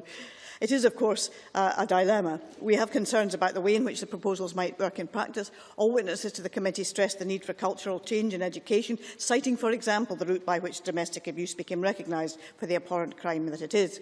Will this legislation act as a deterrent, or will it make victims less keen to come forward in case relatives will face criminal charges? We have been told that the civil process will continue to run in tandem with the criminal process, but it does not have to be the victim who reports the criminal offence. So what happens if the victim wants to go down the civil forced marriage protection route order, but someone else reports a forced marriage as a criminal offence? And I will be interested to hear more about what the Lord Advocate deduces in terms of actually ensuring that the wishes of the victim take precedence. But, however, I am pleased to hear I have some reassurance in knowing that the Lord Advocate is actually looking at that. The other major change is the maximum sentence for the criminal offence will be 7 years, whereas it currently is 2 years, and that is being introduced in Scotland without any consultation. Now, the alternative, as I said, would be to introduce our own legislation, and I thought initially possibly using the emergency procedure. I was actually quite attracted to that option. However, I'm not convinced, on thinking about it, that the result would be very different to what is already proposed in the LCM. Moreover, our experience of emergency legislation is often that we don't quite get it right in the long term, and subsequent legislation is required to rectify the deficiencies. Moreover, would the emergency route enable the consultation which witnesses felt had not taken place with the LCM? Would it enable that to take place? So I think the reality is that the likelihood is that we would either adopt very similar proposals to those contained in the LCM, or we would take the risk of passing different legislation through the emergency route, possibly to repent and amend at a later date. And, of course, there is the other problem. If our legislation appears to be more lax than that in the United Kingdom, does that give a message that somehow Scotland's attitude towards forced marriage is more lax than elsewhere? And how would that affect the cultural change here in Scotland, which we all agree is required? And it is therefore with some very considerable reservations that Labour is going to support the LCM tonight. Many thanks for your brevity as well. Now call on Margaret Mitchell. Up to 4 minutes, please. Thank you, Presiding Officer. The Justice Committee report on antisocial behaviour, crime and policing Bill LCM did not make a recommendation on the provision on forced marriage contained within this LCM. The background to this is as follows. The Scottish Parliament, after in-depth consideration, took the decision not to criminalise forced marriage. This was a result of evidence that to do so could drive the problem further underground. Victims would be less likely to come forward if the consequence of doing so would be a criminal record for their families. Instead, it introduced its own Scottish legislation in 2011 and enacted the Scottish forced marriage legislation, which it considered struck the right balance. So rather than criminalising the act itself, a civil remedy was introduced which allowed individuals or authorities to apply for forced marriage prevention orders. Crucially, only at the point a breach of the order occurred would this then become a criminal offence. The Antisocial Behaviour Crime and Policing Bill introduces a new criminal offence to use violence, threats or any other form of coercion for the purpose of causing another person to enter into marriage without their free will and consent. Forced marriage is therefore to be a criminal offence with a custodial sentence of up to 7 years. The Scottish Government's position now is that criminalisation is necessary in order to ratify the Istanbul Convention, which the UK signed up to. However, the committee heard conflicting evidence on whether the criminalisation of the Act was necessary. In addition to this, the decision by the Scottish Government to ask for an LCM seemed to be heavily based on the need to conform to the Convention. In other words, Presiding Officer, there is some dubiety about whether it's necessary to pass the LCM on LCM forced marriage provisions in order to comply with the Convention. The main issue is that no Scottish consultation has been carried out. Instead, the consultation which was carried out took place in other parts of the UK and has been relied upon. This showed a significant minority opposition to criminalisation. The consideration of this issue has been hurried, and apart from our brief evidence session, stakeholders in Scotland have not been given the opportunity to comment on forced marriage provisions within the LCM. So the fact that the situation north of the border is different to the rest of the UK, both in terms of the likely prevalence of this issue and the make-up of the communities in which it exists, do not appear to have been fully considered. In these circumstances, the possibility had been mooted and has been mooted that the forced marriage element should be withdrawn from the LCM and some additional time and effort given to exploring the possibility of a Scottish solution. The committee were content with the other two provisions within the LCM. Here, if a Justice Committee amendment had been tabled setting out the position, it would have helped to clarify the issue. However, I look forward to the contribution and comments during the course of the debate. Many thanks. Now move to open debate, and I call on Sandra White to be followed by John Pentland. If you can speak for not too long, that would be helpful. Thank you. Thank you very much, Presiding Officer. I'll try and cut the speech as shortly as possible. As a member of the Justice Committee to whom the LCM fell, and also a member of the committee involved in the Forced Marriage Protection Jurisdiction Act 2011, I know only too well the effects of forced marriage on an individual, their family and, of course, their relatives. And I do want to thank my fellow members of the Justice Committee for the scrutiny of this area of the LCM and their comments, all put forward with the interest of the victims of forced marriage, absolutely put forward in that interest. I also want to thank the Minister for her contribution today and the assurances that has been given about stakeholders being consulted in regards to guidelines being developed and that awareness-raising campaigns will be carried out within communities. Now, I just want to take up a point Elaine Murray mentioned earlier on about those who recommended the UK should ratify the treaty, and I just want to also add to that some of them were actually the Scottish Violence Against Women stakeholders group who are very much in favour of the UK becoming signatories, and also Scottish representatives on the UK Joint Committee on Women throughout the UK all recommended to the UK Government that they pick up on that particular point. Presiding Officer, the fundamental and overriding issue here is that of Article 37 of the Istanbul Convention on tackling violence against women, which requires forced marriage to be a criminal offence. And we look here today in the Scottish Parliament, and unfortunately our legislation does not meet Article 37, and we have had legal advice in the committee actually adhering to that, and basically confirms that we do not, Article 37. So I think that's got to be noted, that that's one of the most important parts of it. And I believe that by passing this LCM, we will meet our international obligations, but we also have our current civil legislation of forced marriage protection orders, and these will not be removed, and I think that's an important aspect to reiterate also. They will not be removed, they will still be there, and I firmly believe they will provide an additional safeguard to protect those at risk. Victims will still be able to choose to go down the road of the civil route or go down the road to the police. As my time has been cut short, Presiding Officer, I'd just like to say, in conclusion, I'd just like to mention a piece of quote actually from BMA Women's Support Organisations based in Edinburgh, which said they wish to adhere to the letter as well as the spirit of the Istanbul Convention. They believe it will strengthen support work and preventative work, feel that forced marriage should be in line with other abusive practices within the family, such as domestic violence and sexual abuse, and also Mark Ballard, Head of Policy at Barnardo, Scotland, who said, "We believe that creating an offence under Scots law forcing someone into marriage would be the right step to take in order to tackle this very serious issue." Thank you, Presiding Officer.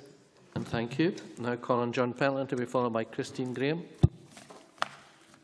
Presiding Officer, this LCM proposals on forced marriage proved very contentious. Indeed, the shortcomings of the process were such that the committee decided not to recommend support for this part of the LCM, because doubts were expressed and questions asked by Shakti, Hemmett-Griff and Scottish Women's Aid about whether criminalisation would have any significant impact on the awareness and strength of the message that forced marriage was not acceptable, and about the need for this legislative change on the grounds that it could be counterproductive to create a criminal offence that deters reporting in a way that the current civil provision for forced marriage protection order does not.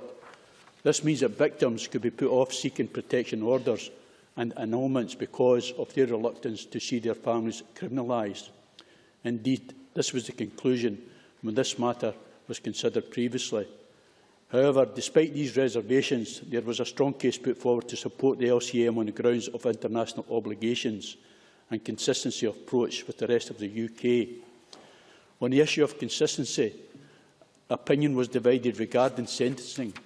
The LCM originally specified a maximum sentence of 2 years, in line with similar offences under Scots law. In December, the Minister revised that to 7 to match England and Wales. And one of the problems that we had was the lack of evidence, and there is a clear need for more research. Indeed, the Minister and the Scottish Government officials acknowledged this and said that they will undertake research on the effectiveness of criminalisation. Unfortunately, this will be retrospective, leaving them open to suspicions that this will seek to justify their actions. So what will the ministers do to guarantee the independence of such research? The availability of civil and criminal remedies also creates other complications. Victims who have instigated civil proceedings may find them suspended as a result of criminal charges being brought. The Scottish Government needs to address how the civil and criminal proceedings will interact and to ensure that the best interests of victims are central to such considerations. These shortcomings highlight the folly of bringing forward legislation in an area such as this without proper consultation. Now, it would have been better to instigate research and consultation earlier rather than being dragged on the shirt tails of the UK legislation. And it would have been better to bring forward properly researched Scottish legislation developed after full consultation. But it didn't happen, and now the LCM, despite its lack of credibility, it seems to be the only option on offer in order to meet our international obligations.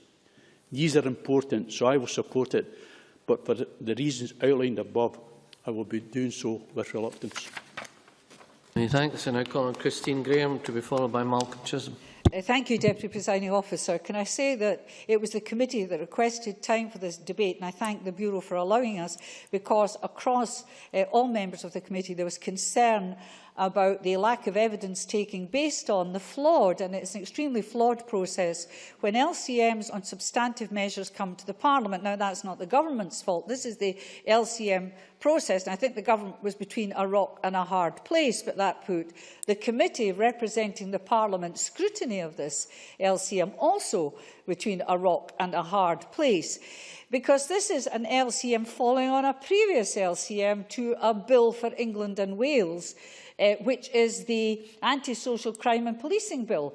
And this is an additional bit to something that went before. Now, most LCMs are practically not contentious, as was this. But you come across something sometimes that's under the radar. And the forced marriage part was under the radar and needed substantial examination to give those parties affected in Scotland a chance to have their say. And we now hear there's a further amendment coming by LCM for vulnerable parties. So it's a most unsatisfactory process, and I think a marker has been put down by the committee to this. Because when we asked the witnesses in very short time to come before us, people who work on the ground, Scottish Women's Aid, Scottish Shakti Women's Aid and Women's Aid entirely, they told us that they often that people need to be reassured the protection they seek, because we've got these protection orders available, can be obtained in the family courts, and thus that their families will not be prosecuted before they make a formal statement. So our concern, if I may say, is that this might be counterproductive to legislation, good legislation, which isn't in England and Wales, which is civil but has a criminal penalty for breach of orders, which has only been bedded in for 1 year. And there's already been 7 forced marriage protection orders in place. So this was good news, and we felt that this was coming too fast on the scene. Again, as I say, the problem is that the Scottish Parliament are not in control of the timetable, but we are where we are. And you hear around the chamber reluctance. We all want to get to the same place, but are we going about it the right way? Because if we learn one thing in here, it's you legislate in haste, you litigate, repent at leisure. And not only that, you have the law of unintended consequences, which we certainly don't want to see. And I'll conclude on this. One of the concerns is if you have a civil action in process and you then see a criminal action being brought forward, a prosecution, the prosecution will take precedence, generally speaking. I hear what the Minister says about prosecutorial guidance, but that will have to make it very clear, because it's not the victim or the person reporting that's in charge of process, it is the Crown Office. And I think that parties who might use civil process should be allowed to say, if they're finding this the way they want to go, their views should be listened to before embarking on the criminal. Thank you. Many thanks. Now call on Malcolm Chisholm, just under 3 minutes, please. Okay, thanks, Presiding Officer. In 2005, I introduced a consultation on forced marriage and listened to the views of the violence against women organisations such as Scottish Women's Aid, Hermit Gripe, Women's Aid and Shakti Women's Aid. And I think the Scottish Government should listen to their views and concerns now in relation to consultation and other matters. And I feel that strongly as co-convener of the cross-party group on violence against women. And I know that Claudia Beamish beside me as co-convener shares those views, and she has asked me to make that clear. Now, the point I was making in my intervention is that the UK Government has signed the Convention and expressed its intention to ratify it, but it has not yet done so. It is with ratification that the treaty becomes legally binding for the state that has ratified it, and that means that the UK and the Scottish Government will be required to bring the provisions into force through domestic policy and legislation. However, the obligations in the Convention derive from the ratification of the treaty and not from the signature of it. Now, and I hope the Minister will clarify the Scottish Government's point of view on that. It sounds from what she said in her introductory speech that she believes that the Scottish Government must criminalise forced marriage in order to comply with the Convention before they have ratified it. Now, if that is the case, the second point I made in my intervention is that she will then have to take action on a whole lot of other areas. Why is she picking one particular area and saying that is required by the Convention? And Gender have made it clear that Articles 7, 8, 10, 11, 17, 22 and 25 would all require to be acted upon once the Convention has been ratified. So the Government's position on this, well, I would like clarification of it in the wind-up speech, and I think that it would be far better to proceed slowly on this, as the Justice Committee has recommended. Thank you very much. And we now move to the closing speeches, and I call on Margaret Mitchell. 4 minutes, please. Presiding Officer, this debate has been an unusual one, triggered by the Justice Committee's decision not to make a recommendation on the inclusion of forced marriage within the LCM. The UK Government is absolutely committed to doing all it can to tackle forced marriage, which the Prime Minister has described as little more than modern-day slavery. The Parliament agrees that everything possible should be done to tackle this abhorrent practice. However, this doesn't mean that there is only one solution to this problem. In seeking to fall in line with the UK proposal for forced marriage, the Government has put forward two main arguments. In the first place, the Scottish Government states that there is a need to fill the gap and legislate to ensure consistency across the UK. This is not a convincing argument in relation to forced marriage, as the law here and south of the border has never been consistent. Indeed, in Scotland, it was considered that, with the introduction of the forced marriage legislation in 2011 and the balance struck in the approach only to criminalise when an FMPO was breached, the law here offered a better solution to tackle this apparent problem. Secondly, whilst giving evidence to the committee, the Minister for Commonwealth Games and Sport, Shona Robson, stated that the Scottish Government was keen to conduct research on the effect of criminalisation, admitting that at this stage of our knowledge, we do not know what the effect of the legislation would be. And as John Pentland pointed out, the Minister then went on to promise that research would be forthcoming, but this would be done alongside adopting the UK Government legislation. But surely the point, Presiding Officer, is, in order to gauge the effect of changing the law in Scotland, not only a thorough consultation requires to be carried out here, but the research the Minister promised would ideally be undertaken before a decision is made to adopt the UK approach. Christine Graham emphasised that the Scottish legislation has had a very limited time to bed in.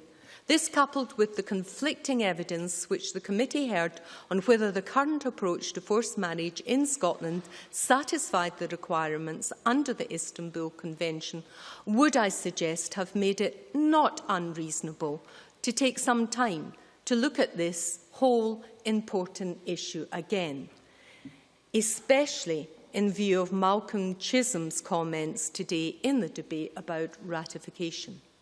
Disappointingly, Presiding Officer, the Government has made it clear that it will be supporting the LCM this evening, and therefore the political reality is the LCM is guaranteed to be approved. Furthermore, in the absence from any amendment from the Justice Committee, this debate has served only to highlight the Justice Committee members' concerns, together with the concerns expressed by those working in the third and voluntary sector that represent the victims of forced marriage. And I believe that to be profoundly depressing. Thank you very much. And we now call on Dr. Eileen Murray. 4 minutes or thereby, please. Thank you, Presiding Officer. There's a number of important points I think were brought out in the very brief debate. Sandra White made the point in her contribution that of the need to treat forced marriage as we do other abusive practices within the family, because LCM obviously is intended as a deterrent. It can carry a significant maximum sentence, and I agree very much with the concerns that there was virtually no consultation on the increase from 2 to 7 years. But when we were in committee, we were advised about the slow process of domestic abuse being recognised as a serious event, and the role that legislation and prosecution can play in affecting cultural change. Of course, the current legislation will send out a message about the unacceptability of forced marriage. Evidence from Police Scotland indicated, and it's been mentioned in the debate already, that there have been 7 forced marriage protection orders. Most of these had come to light through child protection procedures. The support organisations, however, will have received considerably more inquiries about help which maybe didn't actually result in a formal FPO. And so it's therefore difficult to assess the impact of the current legislation, which of course has only been enforced for a couple of years. However, the Minister advised the committee that evidence from other countries where forced marriage is already criminal offences had resulted in increased reporting. But obviously we don't know what will happen in Scotland so far. John Pentland stressed the need to comply with the international obligations and indeed with consistency. I do recognise the point again made by Margaret Mitchell that many aspects of Scots law are different to that in England and Wales. However, theoretically, at least where members of an extended family may live in different parts of the UK, a legislative framework which is perceived to be less stringent in respect of forced marriage could result in family members in Scotland becoming the instigators of forced marriage because the penalties are less. Christine Graham referred to the problems with the LCM process, and I think we were all frustrated by that, and indeed by the number of amendments which kept coming up. And to return to one of the points that she made, actually, the problem is actually the way in which the civil and criminal systems work in tandem, and that does have to be resolved. It'll have to be resolved in the UK as well as in Scotland if we in case, if we're required by the Istanbul Convention to make a forced marriage a criminal offence. And so we do need to concentrate on how this problem can be resolved in practice. If a legislative route is required, we do of course have the Criminal Justice Bill nearing completion of stage 1 in Parliament at the moment. The Justice Secretary has already signalled that he will bring forward amendments to end automatic early release, for example, for some crimes, so there could be a possibility if further amendment is required to ensure the rights of victims to have their desires prioritised when it comes to whether it goes through the civil and criminal process. There is an opportunity, if required, I would think, within that bill. I was interested in Malcolm Chisholm's points on ratification. Interestingly, none of those points were actually raised in evidence with the committee. This has come up today in this debate, and I'm not absolutely clear what actually is required in terms of the legislation being in place prior to ratification, or whether it would be appropriate to actually consider it after ratification. And therefore, I would also be interested in learning the Minister's view on that particular issue. And finally, as I say, this has not been a particularly happy experience. I don't actually think that anybody in the Chamber and any party has been particularly happy about the way in which this LCM has proceeded. But we, as the terrible statement is, that we are where we are. It's not a phrase I particularly like, but we are where we are, and possibly we are now at a stage where the only way forward really is to pass the LCM, but to take the necessary advice as to what safeguards have to be put in place thereafter to ensure that victims' wishes are always respected. Many thanks. And I now call on Shona Robertson to wind up the debate. You have until 5:45, Ms Robertson. Okay, thank you, Deputy Presiding Officer. Let me begin by thanking everyone for their contributions to this debate. Although we might not all agree on the details, I have a very strong feeling of the commitment members have to making sure that the right protection is available for victims of forced marriage, which we all agree is a serious abuse of human rights and should not be happening in a modern, socially just Scotland. I've listened very carefully to the thoughtful points which members have raised, and I'll address as many of these as I can in the time available. Before I do so, I want to elaborate on a point I made in my opening speech. I said that I wanted to assure members that we would keep the legislation under review, engaging with stakeholders regularly. In addition, we would commission research to establish what is happening in communities, what the barriers are which prevent reporting, whether in relation to civil remedies or criminalisation, and how effective is existing legislation has been and what would help victims to take action. So, I hope I can reassure John Pentland, I think it was, about the point of the independence of that research. Of course, that will be the case. We want good quality research in order to help us take this issue forward. I hope I can reassure him on that.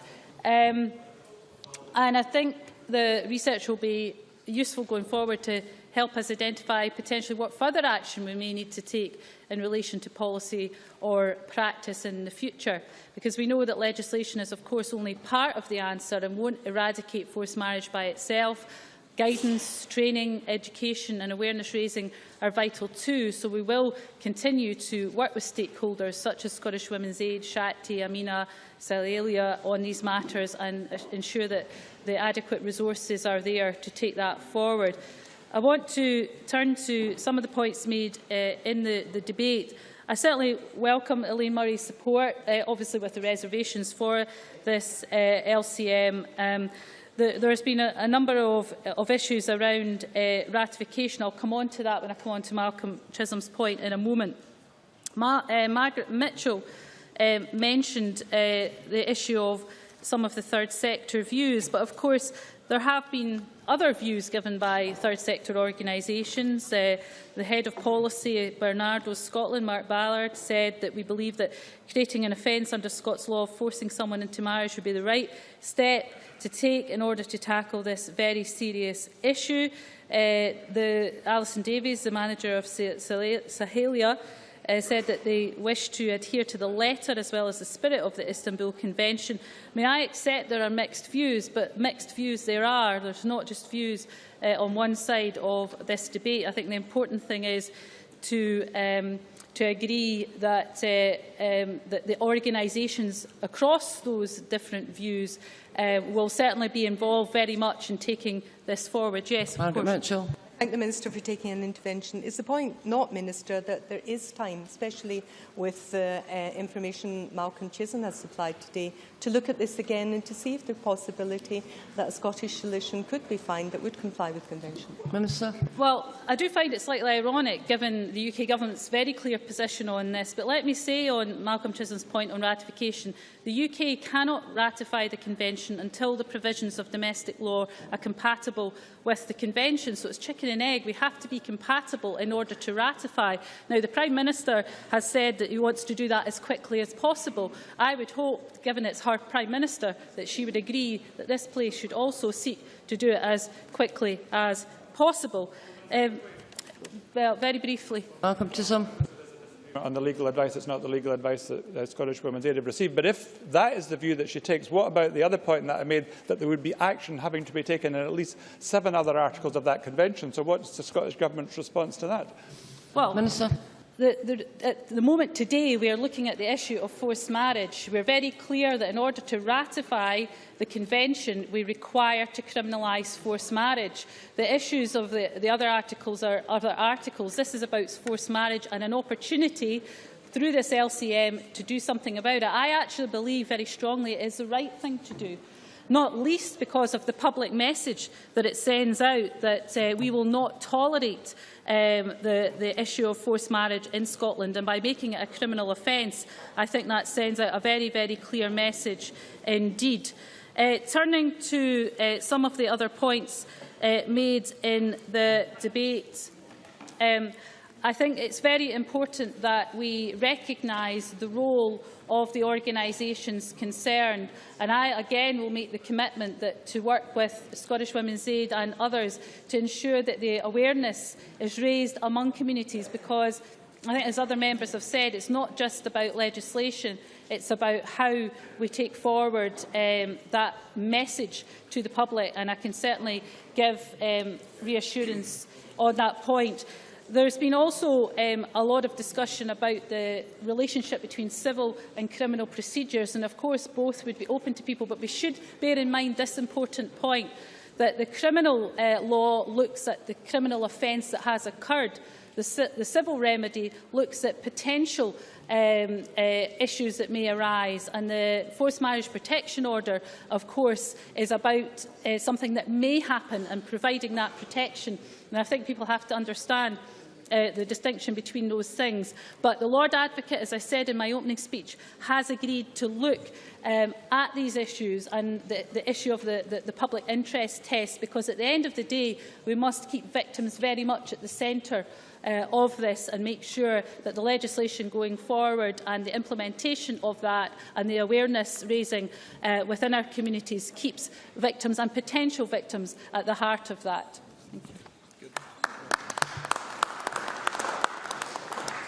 Thank you, Minister. That concludes the debate on the Anti-Social Crime and Policing Bill UK legislation. The next item of business is consideration of Business Motion 8811 in the name of Joe Fitzpatrick on behalf of the Parliamentary Bureau setting out a business programme. I would ask any member who wishes to speak against the motion to press the request to speak button now. And I call on Joe Fitzpatrick to move motion number 8811. Moved. No member is asked to speak against the motion. Therefore, I now put the question to the Chamber.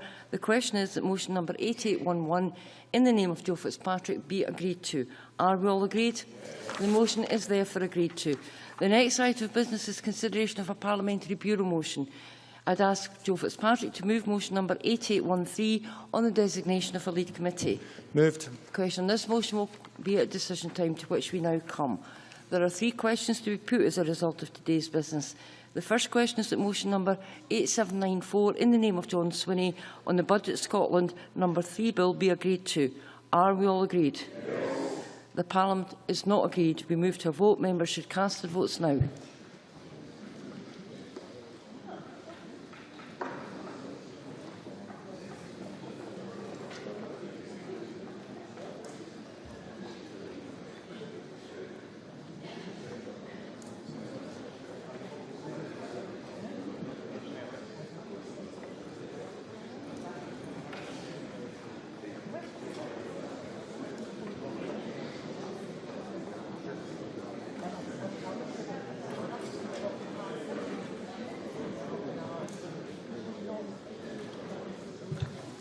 The result of the vote on motion number 8794 in the name of John Swinney is as follows. Yes, 90. No, 13. There were 2 abstentions. The motion is therefore agreed to. The next question is that motion number 8797 in the name of Shona Robertson on the Anti-Social Behaviour, Crime and Policing Bill UK legislation be agreed to. Are we all agreed? No. The Parliament is not agreed. We move to a vote. Members should cast their votes now.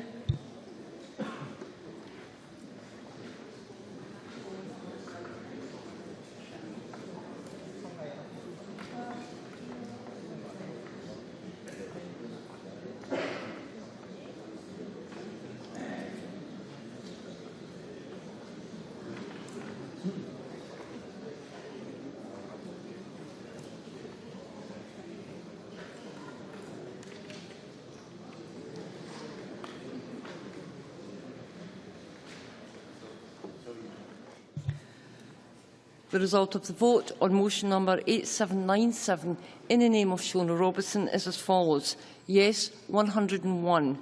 No, 0. There were 4 abstentions. The motion is therefore agreed to. The next question is that motion number 8813 in the name of Joe Fitzpatrick on the designation of a lead committee be agreed to. Are we all agreed? The motion is therefore agreed to. That concludes decision time. We now move to members' business. Members who are leaving the chamber should do so quickly and quietly.